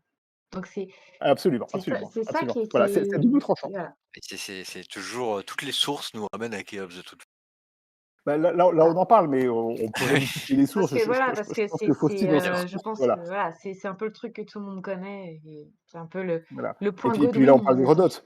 du Oui, oui, Oui, absolument. oui. Mais l'exemple d'Hérodote sur les temples, sur l'absence de temples dans le monde perse, a fait que pendant très longtemps, parce qu'on n'avait pas d'autres sources à confronter et qu'on lisait que les sources perses, on a vraiment cru que les Achéménides n'avaient pas de voilà. religion. Voilà. Mais on s'est rendu compte, intertextualité, travailler sur d'autres sources, et on s'est dit: «Bah non, ça ne Voilà. fonctionne pas, ils ont forcément une religion», et d'ailleurs, si on relit tel texte, le Rocher de Bichotoun de Darius, bah, par exemple, bah, on voit que Ahura Mazda est présent dans le texte, et qu'Ahura Mazda, Mmh. c'est un dieu important dans le monde perse. Et voilà qui conclut cette première partie. Mais je voulais aussi profiter de la présence de Faustine et d'Alexis pour revenir sur certaines choses que l'on entend régulièrement dire au sujet d'Hérodote. Et pour exemple, j'ai pris des propos tenus par Patrice Pouillard, le réalisateur de la Révélation des pyramides et des bâtisseurs de l'Ancien Monde. Voyons ce qu'il nous dit. Voyons plus en détail ce texte. Hérodote nous apprend qu'il... Alors là, Patrice Pouillard développe toutes les erreurs qu'il a pu trouver dans le texte d'Hérodote. Donc je vous passe les détails, mais vous avez le lien en description. Et Hérodote raconte des choses qui tiennent pas. Je voudrais revenir sur, du coup, sur cette vidéo là de BAM YouTube série épisode 2, où effectivement, en tout cas sur Hérodote, il se contente en fait d'évoquer certains passages qui sont clairement faux.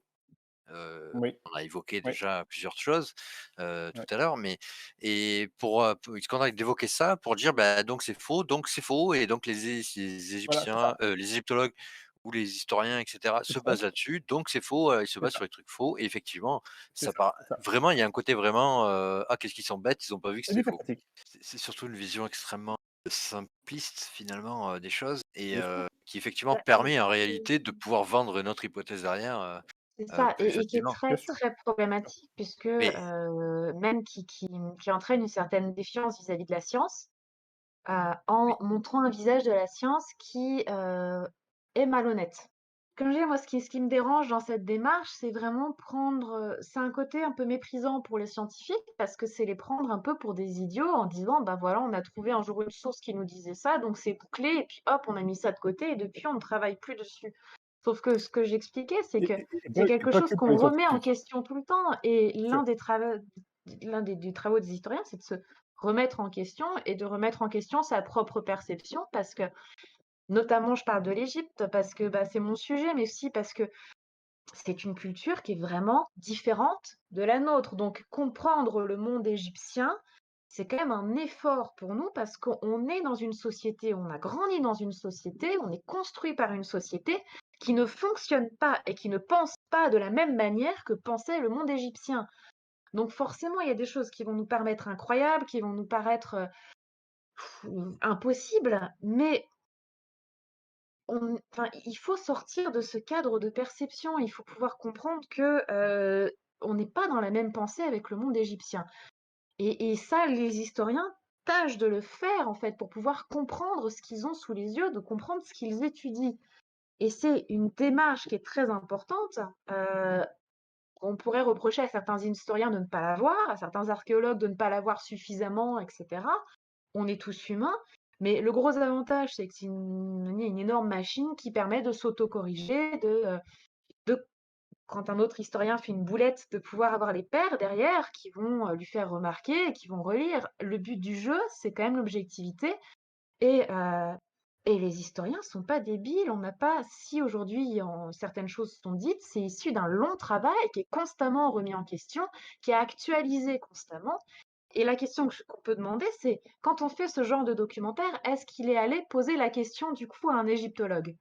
Est-ce qu'il est allé consulter? Parce que ça, c'est une démarche qui fonctionne dans le monde scientifique. C'est lorsque l'on va critiquer l'article de quelqu'un ou lorsque l'on va reprendre les travaux de quelqu'un, si cette personne est encore vivante, on la contacte. C'est-à-dire que lorsque, par exemple, on va critiquer telle ou telle publication, telle ou telle démarche d'une personne, on va la contacter, lui envoyer les écrits qu'on a faits ou lui proposer un droit de réponse, etc. C'est comme ça qu'on fait. C'est-à-dire que, et là, on peut se poser la question. Dans une volonté d'honnêteté, est-ce qu'il est allé, justement poser la question à des historiens? Est-ce qu'il est allé demander à des égyptologues pourquoi? Est-ce qu'aujourd'hui, on dit ça? Pourquoi, est-ce qu'on utilise ou on n'utilise plus Hérodote en ce qui concerne, la Grande Pyramide? J'ai pas l'impression, parce que tout ce qu'on a expliqué depuis le début, c'est que Hérodote, on est revenu dessus. On l'a critiqué, on l'a analysé et aujourd'hui, la manière dont on conçoit les écrits d'Hérodote se fait avec un regard critique, tout de même, avec un regard qui le fait rentrer dans un contexte et donc ce raccourci-là, moi, me dérange énormément parce que c'est méprisant pour le monde scientifique. C'est aussi méprisant pour, finalement le spectateur qui regarde ça parce que quand on Oui, annonce avoir c'est ce une que je veux dire. démarche oui. qui se veut, voilà, qui se veut objective et dire: «J'ai fait mes recherches» et cetera et qu'en fait, visiblement, on l'a pas fait, heu, le spectateur, il est là pour croire ce qu'on lui dit, hein. Il a pas de raison de ne pas faire confiance après tout. C'est malhonnête et donc Il se présente comme quelqu'un qui a travaillé le sujet. Cette vidéo d'ailleurs, bam, YouTube, série, 2, c'est vraiment, travaillé dessus. Je me suis questionné et je vous pose mes conclusions et on voit bien mais qu'il a il y a aucune auc Ouais, info, ou je quasiment dis, aucune il y a info aucun officielle, on va dire. souci à se questionner. Il y a Ah aucun bien sûr, problème. au contraire, C'est ce que font au contraire, les bien chercheurs sûr. en et on permanence. en est tous là, hein. Il y a aucun Ouais. souci à poser des questions. Le problème, c'est, Pour reprendre, éluder les réponses lorsqu'elles ne nous conviennent pas ou éluder les réponses absolument. tout court. C'est-à-dire que, hem, l'égyptologie, l'archéologie, l'histoire, comme dit Alexis, depuis, en tant que matière scientifique, en tant que matière avec une méthode et une démarche scientifique, ça date pas d'hier tout de même, même si c'est récent. On est sur quelque chose qui a quand même presque 200 ans.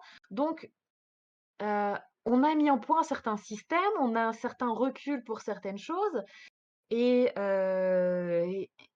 moi, ce qui me dérange, c'est ça, en fait, c'est de ne pas chercher la réponse parce qu'il y en a des réponses. Depuis le temps qu'on travaille sur le sujet, il y a des réponses. On ne sait pas tout, mais on n'est pas ignorant totalement non plus et ça, c'est quelque chose qui me dérange profondément parce que c'est malhonnête. Je vais reprendre sur cette question de malhonnêteté justement, qui est importante parce que je parlais de l'hypercritique tout à l'heure, mais effectivement, il y a aussi une malhonnêteté vis-à-vis des spectateurs, parce qu'on va prendre le bout de la lorgnette, ne faire que poser la question et ne pas montrer que la, la réflexion sur le sujet, elle ne se borne pas à ça. On est donc dans un procès à charge dès le départ qui consiste à dire, et je pense que c'est toute la démarche qui est mise dans l'RDP et dans Couillard, qui est de dire, vous voyez, on vous montre des choses impossibles, donc tout est impossible, et nous, on va vous réécrire l'histoire de manière beaucoup plus jolie, beaucoup plus globale, on vous fait rêver, et on va vous montrer que la démarche des scientifiques, elle est complètement tronquée, et elle a toujours été tronquée, la preuve, Hérodote, c'est vieux, et donc déjà Hérodote, il tronquait, nous, notre réponse, elle va être non seulement plus satisfaisante, émotionnellement en plus satisfaisante, mais en plus, elle va être globale, elle va être complète. Elle va vous donner une explication du monde entier. Et c'est ça, je pense que c'est très très malade de la part de LRDP Ça, et c'est BAM. Vous allez vous dire, si ces auteurs le disent, c'est que c'est vrai. Oui, mais à un petit bémol près. Hérodote reçoit ce témoignage des prêtres au moins 2000 ans après la date de construction supposée de la Grande Pyramide. 2000 ans. C'est pourtant sur ce témoignage que repose principalement l'attribution de la Grande Pyramide à Khéops et les 20 ans de durée du chantier. Il faut savoir que c'est plus de 2000 ans après la date de construction supposée des pyramides. Donc c'est comme du Christ à nous. Hein. Si quelqu'un vient te dire, attends, mais moi je sais exactement ce qui s'est passé à Bethléem, etc., tu te dire, mais t'es sûr de toi? Oui, c'est mon cousin qui me l'a raconté. On est un peu là. Il y était. Il y a quelque chose qu'il dit qui est très intéressant et qui est très vrai, c'est que Hérodote n'est pas un contemporain de la construction de la pyramide et que finalement, ce qu'il en a, ce sont des témoignages, mais qui sont très tardifs, puisque je crois on est en 450 lorsqu'il il fait son voyage en Égypte, Après, et donc on est à quelques milliers d'années de la construction des pyramides. Donc on est sur des témoignages de témoins, enfin des récits issus de récits, etc., etc. Donc il a raison de le dire. Il a raison de dire que il faut se méfier. Et donc les historiens n'ont pas attendu qu'ils le disent pour se méfier, en fait, tout simplement. bien sûr. Et que si on se permet de donner des datations, des chronologies, Heu, sous réserve, on va dire, jusqu'à preuve du contraire. Encore aujourd'hui, c'est comme ça que ça fonctionne, c'est-à-dire c'est comme ça jusqu'à preuve du contraire. Heu, c'est parce qu'on a d'autres sources, notamment des sources archéologiques. C'est parce qu'on a aussi aujourd'hui des systèmes de datation, diverses, hein. Il n'y a pas que le carbone 14 qui nous permet de dater, des choses, donc qui nous permettent d'avancer ça, de construire ça. On a aussi des sources qui sont pour le coup, un peu plus directes, hein, parce que l'Égypte même nous a donné des sources, c'est-à-dire nous a expliqué comment, enfin, nous a laissé un chantier, nous a laissé, des sources écrites, hein. On parle du fameux papyrus de Merer, mais pour le coup, là, on est sur, du témoignage, direct, on est sur donc, heu, ce que je trouve un peu dommage, c'est que c'est c'est c'est pas compliqué de faire des recherches sur pourquoi est-ce qu'on pense que, Khéops a été construit en tant de temps. En tout cas, l'horizon de Khéops, la pyramide de Khéops a été construite en tant de temps. Hem, Ce n'est pas une démarche qui est très problématique et aujourd'hui, on a en plus beaucoup d'égyptologues qui vulgarisent sur le sujet ou qui peuvent, nous orienter sur une bibliographie sur le sujet. On a même sur YouTube, des vidéastes qui vulgarisent aussi sur ces questions. Sur le bâti, alors je vais faire de sa publicité, mais on a Franck Monnier forcément qui nous parle du bâti monumental, en Égypte. Il faut comprendre que, les, historiens, les archéologues, les historiens de l'art, ce sont des humains, donc ils ont fait des erreurs, certes, mais on n'est pas des idiots non plus. Et finalement, lorsque, après tant de temps, on se permet encore aujourd'hui d'affirmer, ou en tout cas de dire certaines choses avec une certaine assurance, c'est parce qu'on a plus d'un texte pour nous le dire, c'est parce qu'on a d'autres données et c'est surtout parce que et ça c'est la base de la méthode scientifique, heu, lorsqu'on a une hypothèse dans la méthode scientifique, la démarche: «Je veux qu'on fasse tout pour détruire cette hypothèse» et si malgré tout elle résiste, ça devient une théorie, c'est qu'elle est suffisamment solide et donc on est sur quelque chose qui approche de la vérité, en tout cas qui est objectif au possible jusqu'à preuve du contraire. Et c'est ce qu'ont fait les historiens, c'est ce qu'on continue à faire, c'est-à-dire que lorsqu'on on se lance dans une démarche de recherche ou lorsqu'on reprend les travaux des autres personnes qui ont travaillé avant nous, qui travaillent avec nous, c'est avec cette même volonté, c'est-à-dire on va éprouver la chose jusqu'à voir si elle ne cède pas. Et si ça ne cède pas, eh ben c'est que c'est vachement solide. Donc si aujourd'hui on continue à dire que Khéops a été construit en tant de temps, c'est pas parce que Hérodote l'a dit il y a 1000 ans, c'est parce qu'on a suffisamment de données, de textes, d'études, d'analyses, que ce soit des analyses des textes, que ce soit des analyses historiques, que ce soit des analyses technologiques ou scientifiques, pour nous permettre de dire ça. Et que l'on a fait au maximum pour ébranler ça et que malgré tout, ça résiste. Donc c'est ça, Alors, je pense, qu'il faut comprendre et qui est une base essentielle dans la démarche scientifique, en fait. Et je pense surtout qu'il faut également reprendre la démarche de Patrice Pouillard dans ce propos. Patrice Pouillard dit, en s'appuyant sur Hérodote, et que sur Hérodote, que la pyramide a été construite en 20 ans. Comme ça lui paraît impossible, alors toute la théorie de la construction de la pyramide s'écroule. C'est une démarche qu'on appelle hypercritique. L'hypercritique, c'est une des erreurs fondamentales qu'on fait en histoire, et qui est reprochée à certains types d'historiens pour démonter des théories, qui consiste à prendre un élément, à montrer qu'il est faux ou pas possible, et donc à dire que si celui-là est faux, alors tout le reste s'écroule. Évidemment, c'est une démarche qui est absolument pas du tout celle de l'historien. D'abord parce que elle n'est pas du tout dans l'intertextualité ou dans l'intersource, hein, je n'ai pas de terme mieux que ça. Hein. Ensuite, parce que elle tend à limiter le propos à une vision et une seule vision. Et ensuite, elle tend à vouloir penser que l'édifice de construction, le raisonnement historique, est une pyramide dans laquelle on enlèverait une brique et qui écroulerait. Évidemment, ça ne fonctionne pas. En plus, choisir Hérodote dans ce cas-là montre qu'il n'y a pas eu de démarche effectivement de recherche, surtout pas de démarche de recherche sur des sources récentes. Parce que s'appuyer sur Hérodote pour dire que la pyramide a été construite en 20 ans, ça, c'est des idées il y a 150 ans ou 200 ans, au début de l'histoire, parce qu'on n'avait pas d'autres c'est sources ça. et on ne critiquait pas. Et on pensait qu'Hérodote était la source la plus fiable.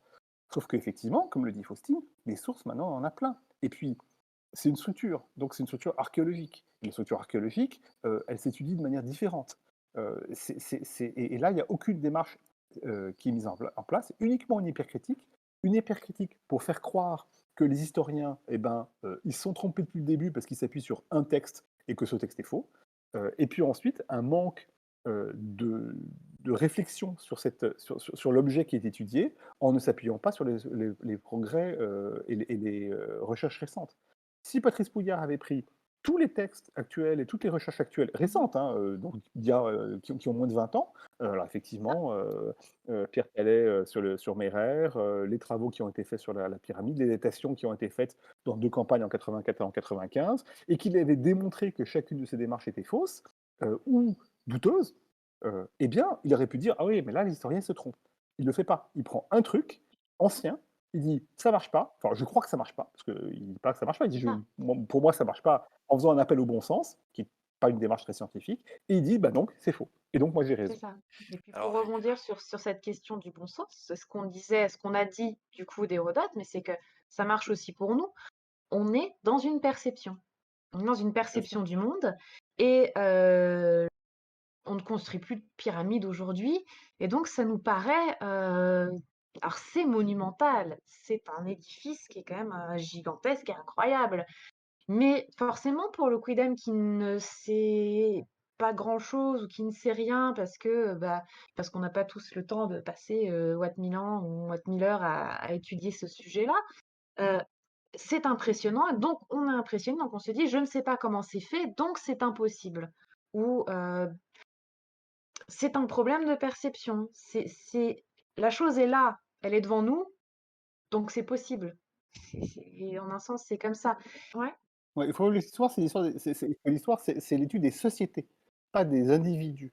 Et que, c'est ça. BAM, par exemple, et les RDP tendent à réduire le prisme historique, même pas aux individus ou aux sociétés, mais uniquement aux structures et aux objets.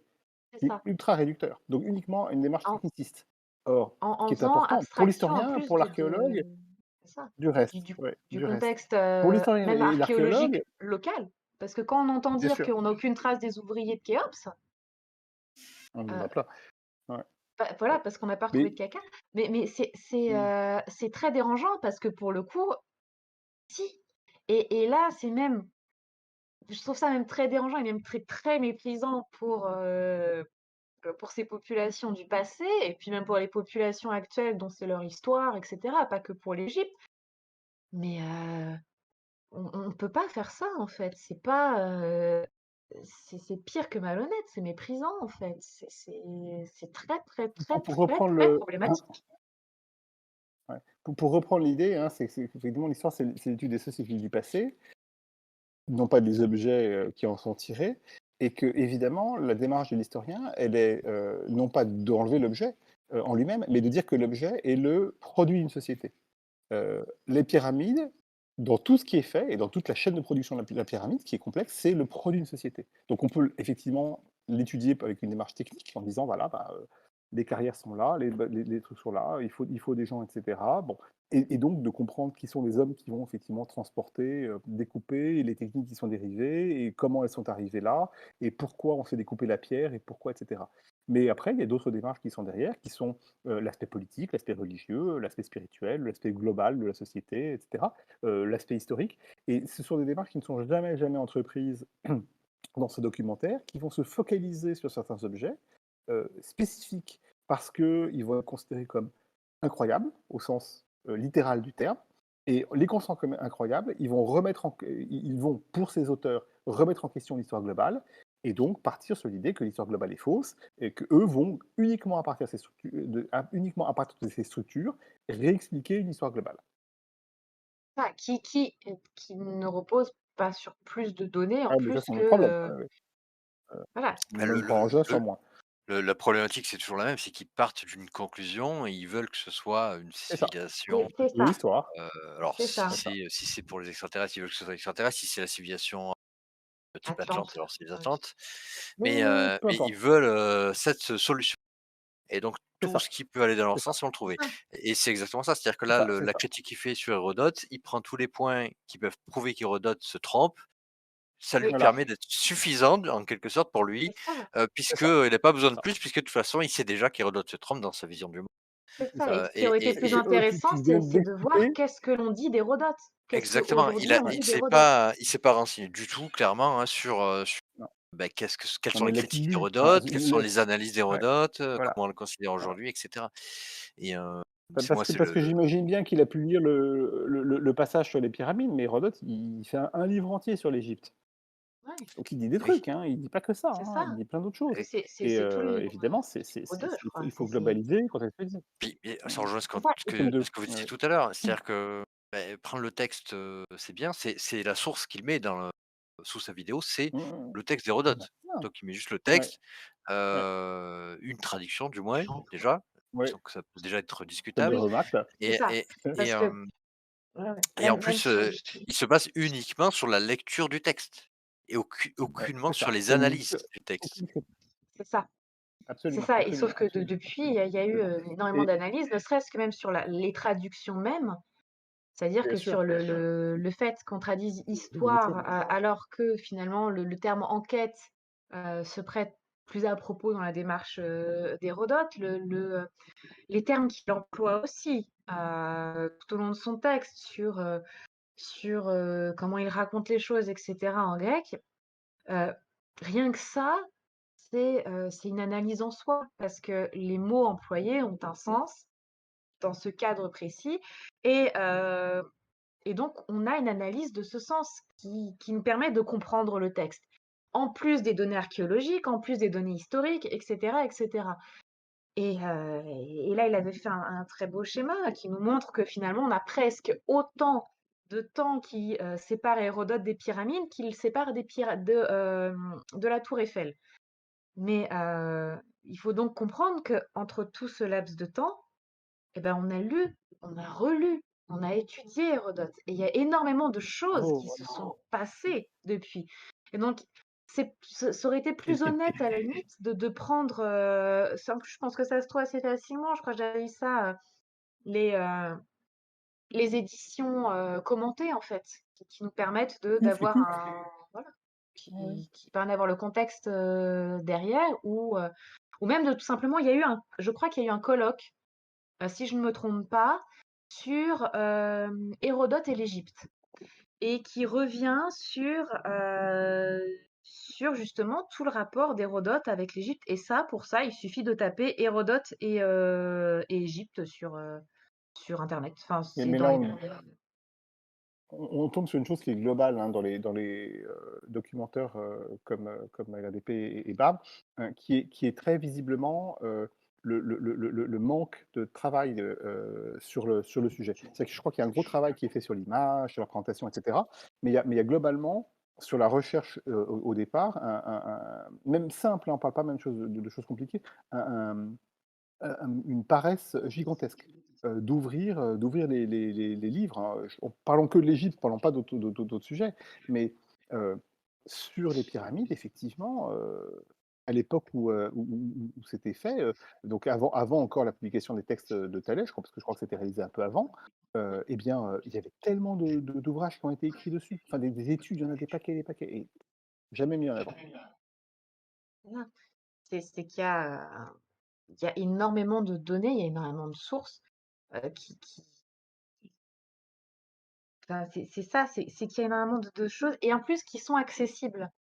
C'est-à-dire Bien sûr. qu'aujourd'hui, c'est un des gros avantages, c'est que les choses sont accessibles.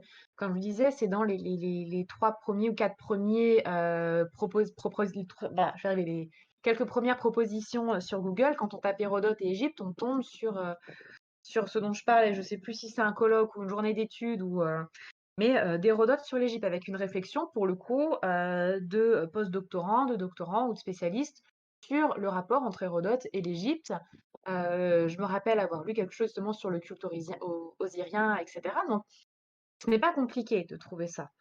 Ça devient même, à se poser la question, hein, un choix personnel de ne pas trouver tout ça. Donc, c'est un choix de démarche qui est très problématique. C'est-à-dire que mais même si c'est une question que pose tout simplement Hygiène Mentale aussi dans ces petites vidéos, c'est que quel crédit accorder à un documentaire si finalement il s'en fiche de nous dire la vérité ou le faux? S'il met sur le même plan Ah oui. d'égalité une donnée fausse et une donnée réelle, pourvu que ça soit divertissant ou pourvu que ça serve son propos à lui. C'est très problématique. C'est très problématique parce que Le problème, c'est se présenter dans une démarche honnête de recherche et de questionnement, alors qu'on ne prend pas des informations qui sont accessibles, on ne les prend pas en Bien sûr. considération. Et c'est et ça le vrai surtout problème.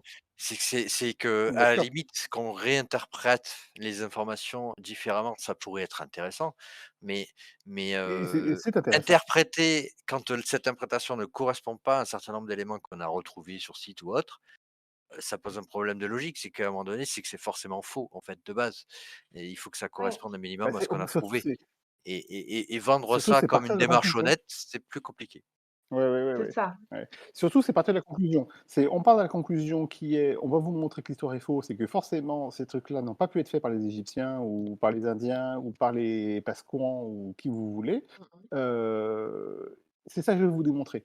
Maintenant, je vais chercher tout ce qui va dans ce truc. C'est C'est ça. le sens de C'est la c'est pseudo-histoire. Les et historiens, ils font c'est l'inverse. l'inverse de Ils la disent, qu'est-ce démarche qu'on a comme scientifique document? Qu'est-ce qui qu'on a est, comme source? C'est ça, c'est l'historien, il parle des sources, et une fois qu'ils ont leurs sources, ils analysent les sources, ils disent, tiens, oh là là, on nous dit que tel temple il a été construit par un tel, c'est bizarre parce que je trouve pas les trucs qui vont avec. Est-ce qu'on est sûr? Est-ce que c'est pas un remploi? Et là, je vais chercher. Ou est-ce qu'au contraire, ça va confirmer ce qui est mis en avant? Et c'est la démarche, elle consiste à interroger les sources et ensuite en tirer des conclusions. Pas tirer des conclusions et chercher des sources qui vont dans le sens des conclusions. Ça. En fait, je voulais revenir encore sur d'autres trucs de Patrice Poyart, Vas-y. heu, Ouais. sachant que la plupart des trucs, ont été dits en vrai déjà dans la première partie, hein. Mmh. Du coup, il y a de mémoire, il y a le justement, Hérodote, avant c'était bien et maintenant c'est pas bien.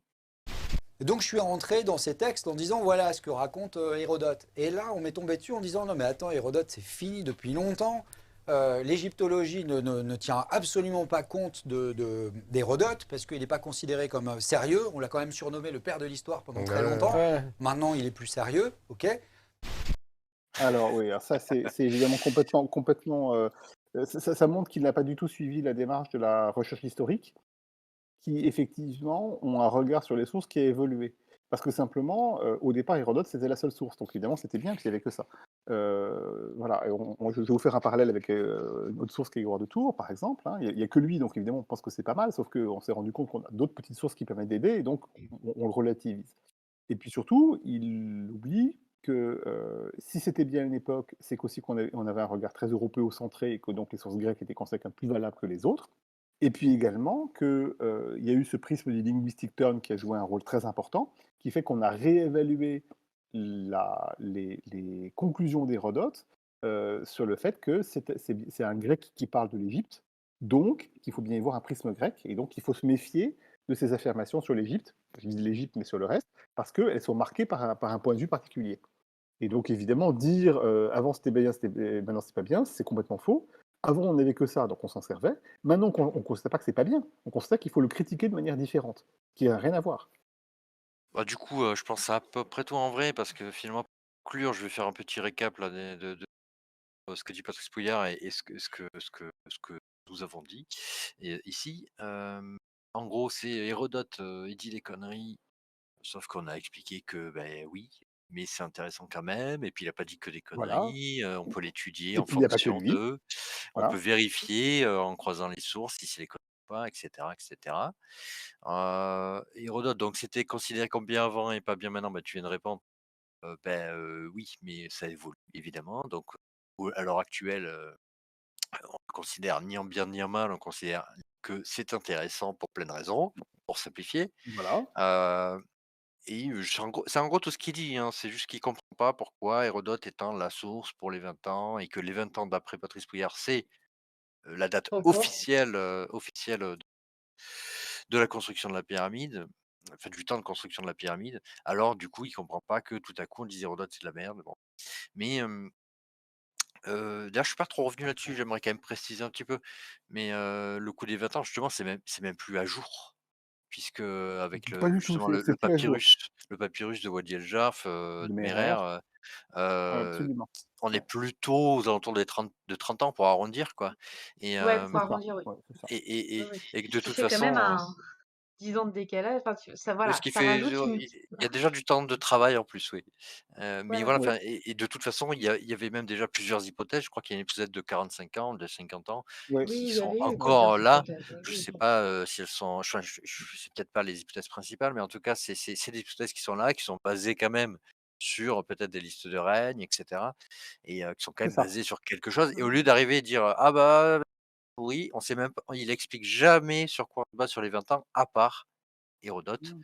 À et part voilà, Hérodote. Hérodote, il dit des trucs faux, donc c'est de la merde. C'est une vision extrêmement simpliste et Mmh absolument pas mh. analytique du tout du sujet, quoi Bien sûr. et voilà, donc je tenais à repréciser un peu ça. Bah, disons que juste pour rebondir, sur un mot de la fin là-dessus, Hérodote brandit, pardon, Patrice Pouillard brandit Hérodote comme étant l'erreur des historiens et la preuve de l'erreur des historiens, mais sans avoir Ouais. analysé Hérodote. Et évidemment, ça pose un problème. Et sans avoir compris quel est le regard des historiens sur Hérodote. Absolument. Donc voilà, c'est-à-dire que c'est voilà, c'est C'est tout le sans problème sans la compréhension même non, mais c'est une incompréhension de comment fonctionne la recherche, en fait et et et oui et ce qui pour moi personnellement est le point principal, c'est-à-dire que critiquer une théorie, même, la théorie, alien, hein, par exemple, mais il faut déjà comprendre quelle est la logique utilisée, comment ils en arrivent à cette conclusion, sur quoi est-ce qu'ils se basent, sur quelle source, et cetera.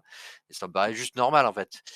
Et Ouais. c'est quand Moi, tu c'est la fais base. ça que tu te rends compte que ça marche pas, justement, cette théorie extraterrestre. Mais et justement, c'est ce que fait pas Patrice Pouillard, mais tous les alternatifs en général, hein, parce qu'on le voit, assez rapidement dès que tu veux rentrer un peu dans le détail, tu vois qu'ils sont toujours sur la surface comme, dans cette vidéo, bah, YouTube série Ouais, où c'est ou, c'est ou c'est que de la sur des surface données et datées. si tu cherches plus de détails, tu les trouves relativement facilement.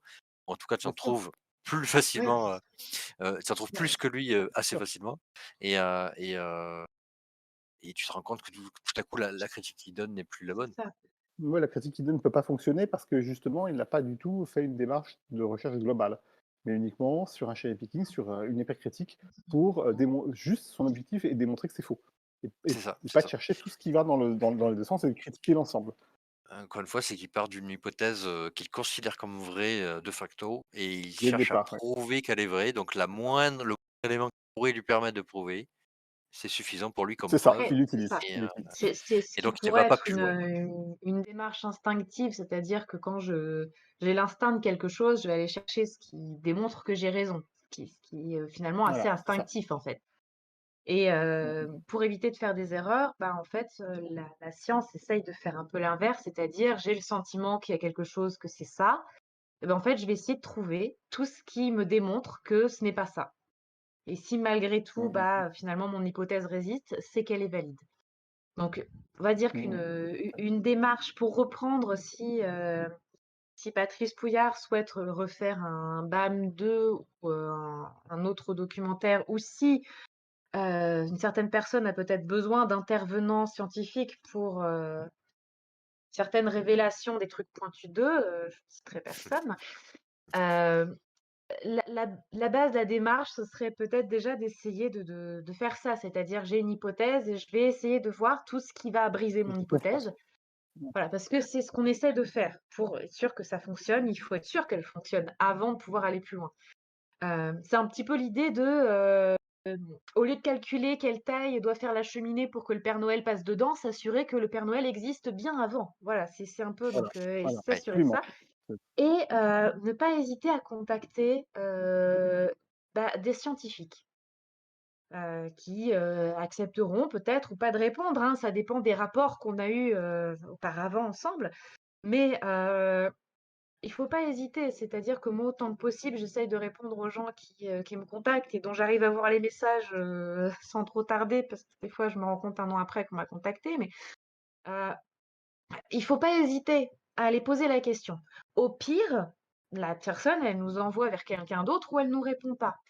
Mais il faut le faire, en fait, parce que ça, c'est au-delà d'une démarche scientifique, c'est juste une question d'honnêteté intellectuelle et sur des sujets qui sont aussi importants que l'histoire, parce qu'il s'agit de notre identité, c'est l'identité d'un peuple, c'est notre identité à nous, heu, il faut faire cette démarche-là. Il faut tenter d'être aussi honnête que possible et ça passe par là, en fait. Donc ce serait peut-être plus ça, c'est un conseil à donner, c'est que pour, BAM 2 ou LRDP 2, n'hésitez pas à nous contacter. En tout cas, moi, je peux Voilà. confirmer que j'ai déjà eu contacté. Alors, on compte pas dans le lot parce qu'on est en contact, mais j'ai déjà contacté, Franck Monnier notamment, ça m'est arrivé, poser une question, spécifique que je ne savais pas trop comment trouver la réponse et il m'a répondu très aimablement et pas de Et problème. oui, mais j'avais contacté, Pierre Tallet, aussi pour des questions et pareil, il m'avait répondu, aussi sans problème. Je sais que aussi parfois Pierre Tallet renvoie les gens vers Franck qui du coup se fait le vulgarisateur, mais heu voilà, non et puis Moi, c'est c'est une très bonne réponse de Jean-Pierre Adam. ah oui, Bah, je mais sais. le Elle est très Jean-Pierre Adam, j'aime bien aussi parce qu'il me fait beaucoup rire quand il écrit en fait. C'est très, oui, beaucoup c'est d'humour. c'est ouais, Disons beaucoup qu'il est un d'humour peu et beaucoup de plus poésie. disons qu'il est un peu plus direct et il aura tendance à rembarrer Oui. un peu peut-être si on pose certaines questions, ce qui peut du coup être discutable, Oui, d'un enfin point de après vue, il y a il y Oui, a oui, en énormément de monde, je pense, même Guillemette Andreu pour le coup qui est dans, LRDP, ouais. hem, hélas.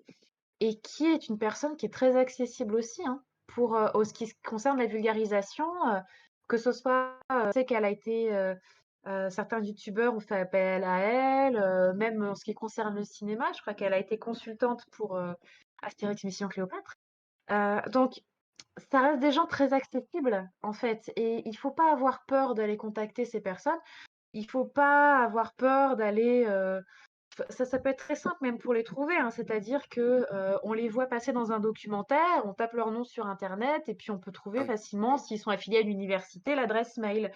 Ça peut être aussi lorsqu'on consulte un ouvrage, un catalogue d'expo et puis en fait, bah, on a, derrière les personnes qui ont participé à l'exposition, qui sont généralement rattachées à une institution. On va les chercher, sur internet en tapant le nom et l'institution à côté et on trouve très facilement l'adresse mail.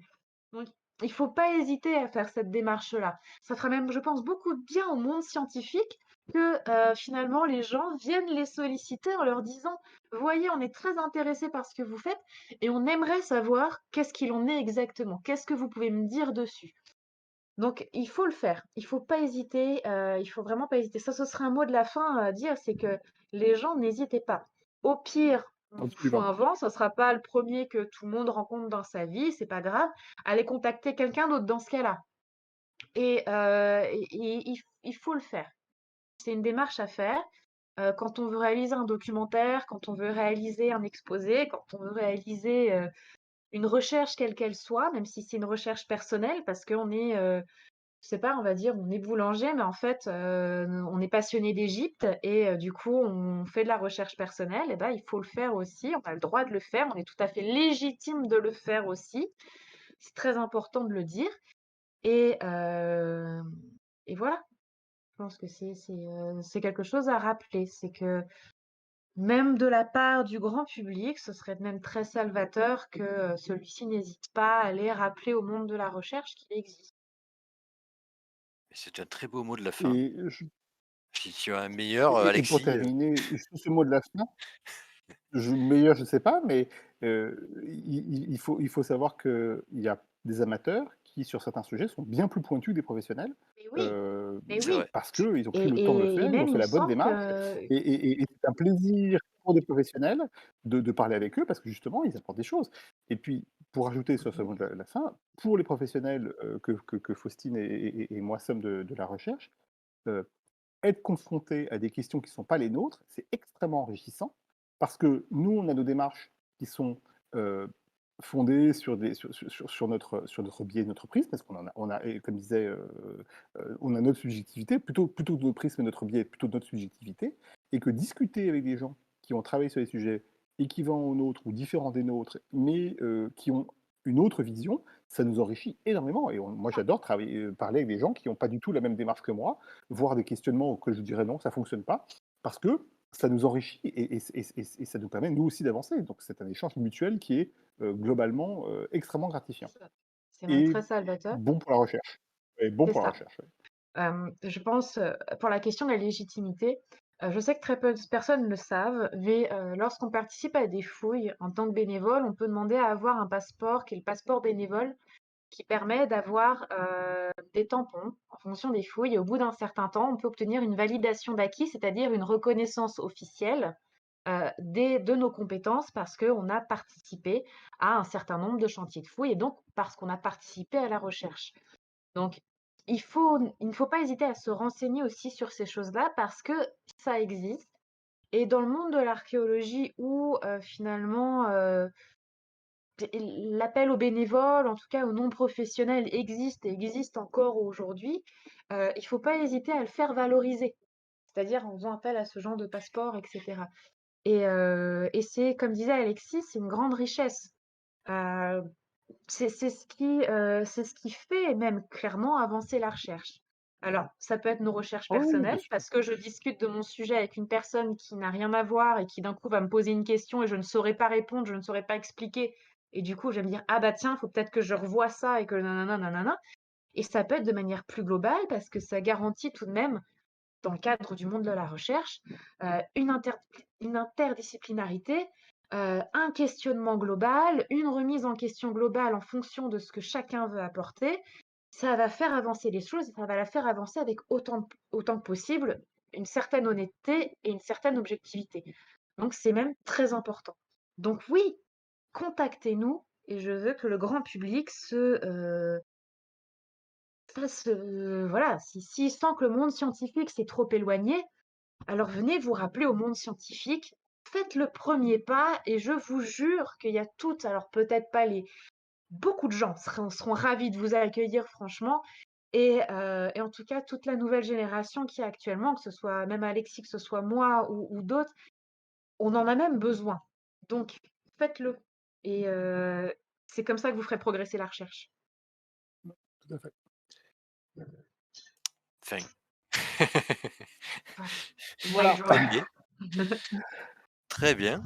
Voilà, j'ai Voilà. digressé, mais j'ai dit un super mot de la fin. Et voilà, je remercie évidemment beaucoup Faustine Boulet et Alexis Sédou. Et sur ce, je vous dis à bientôt pour une prochaine vidéo.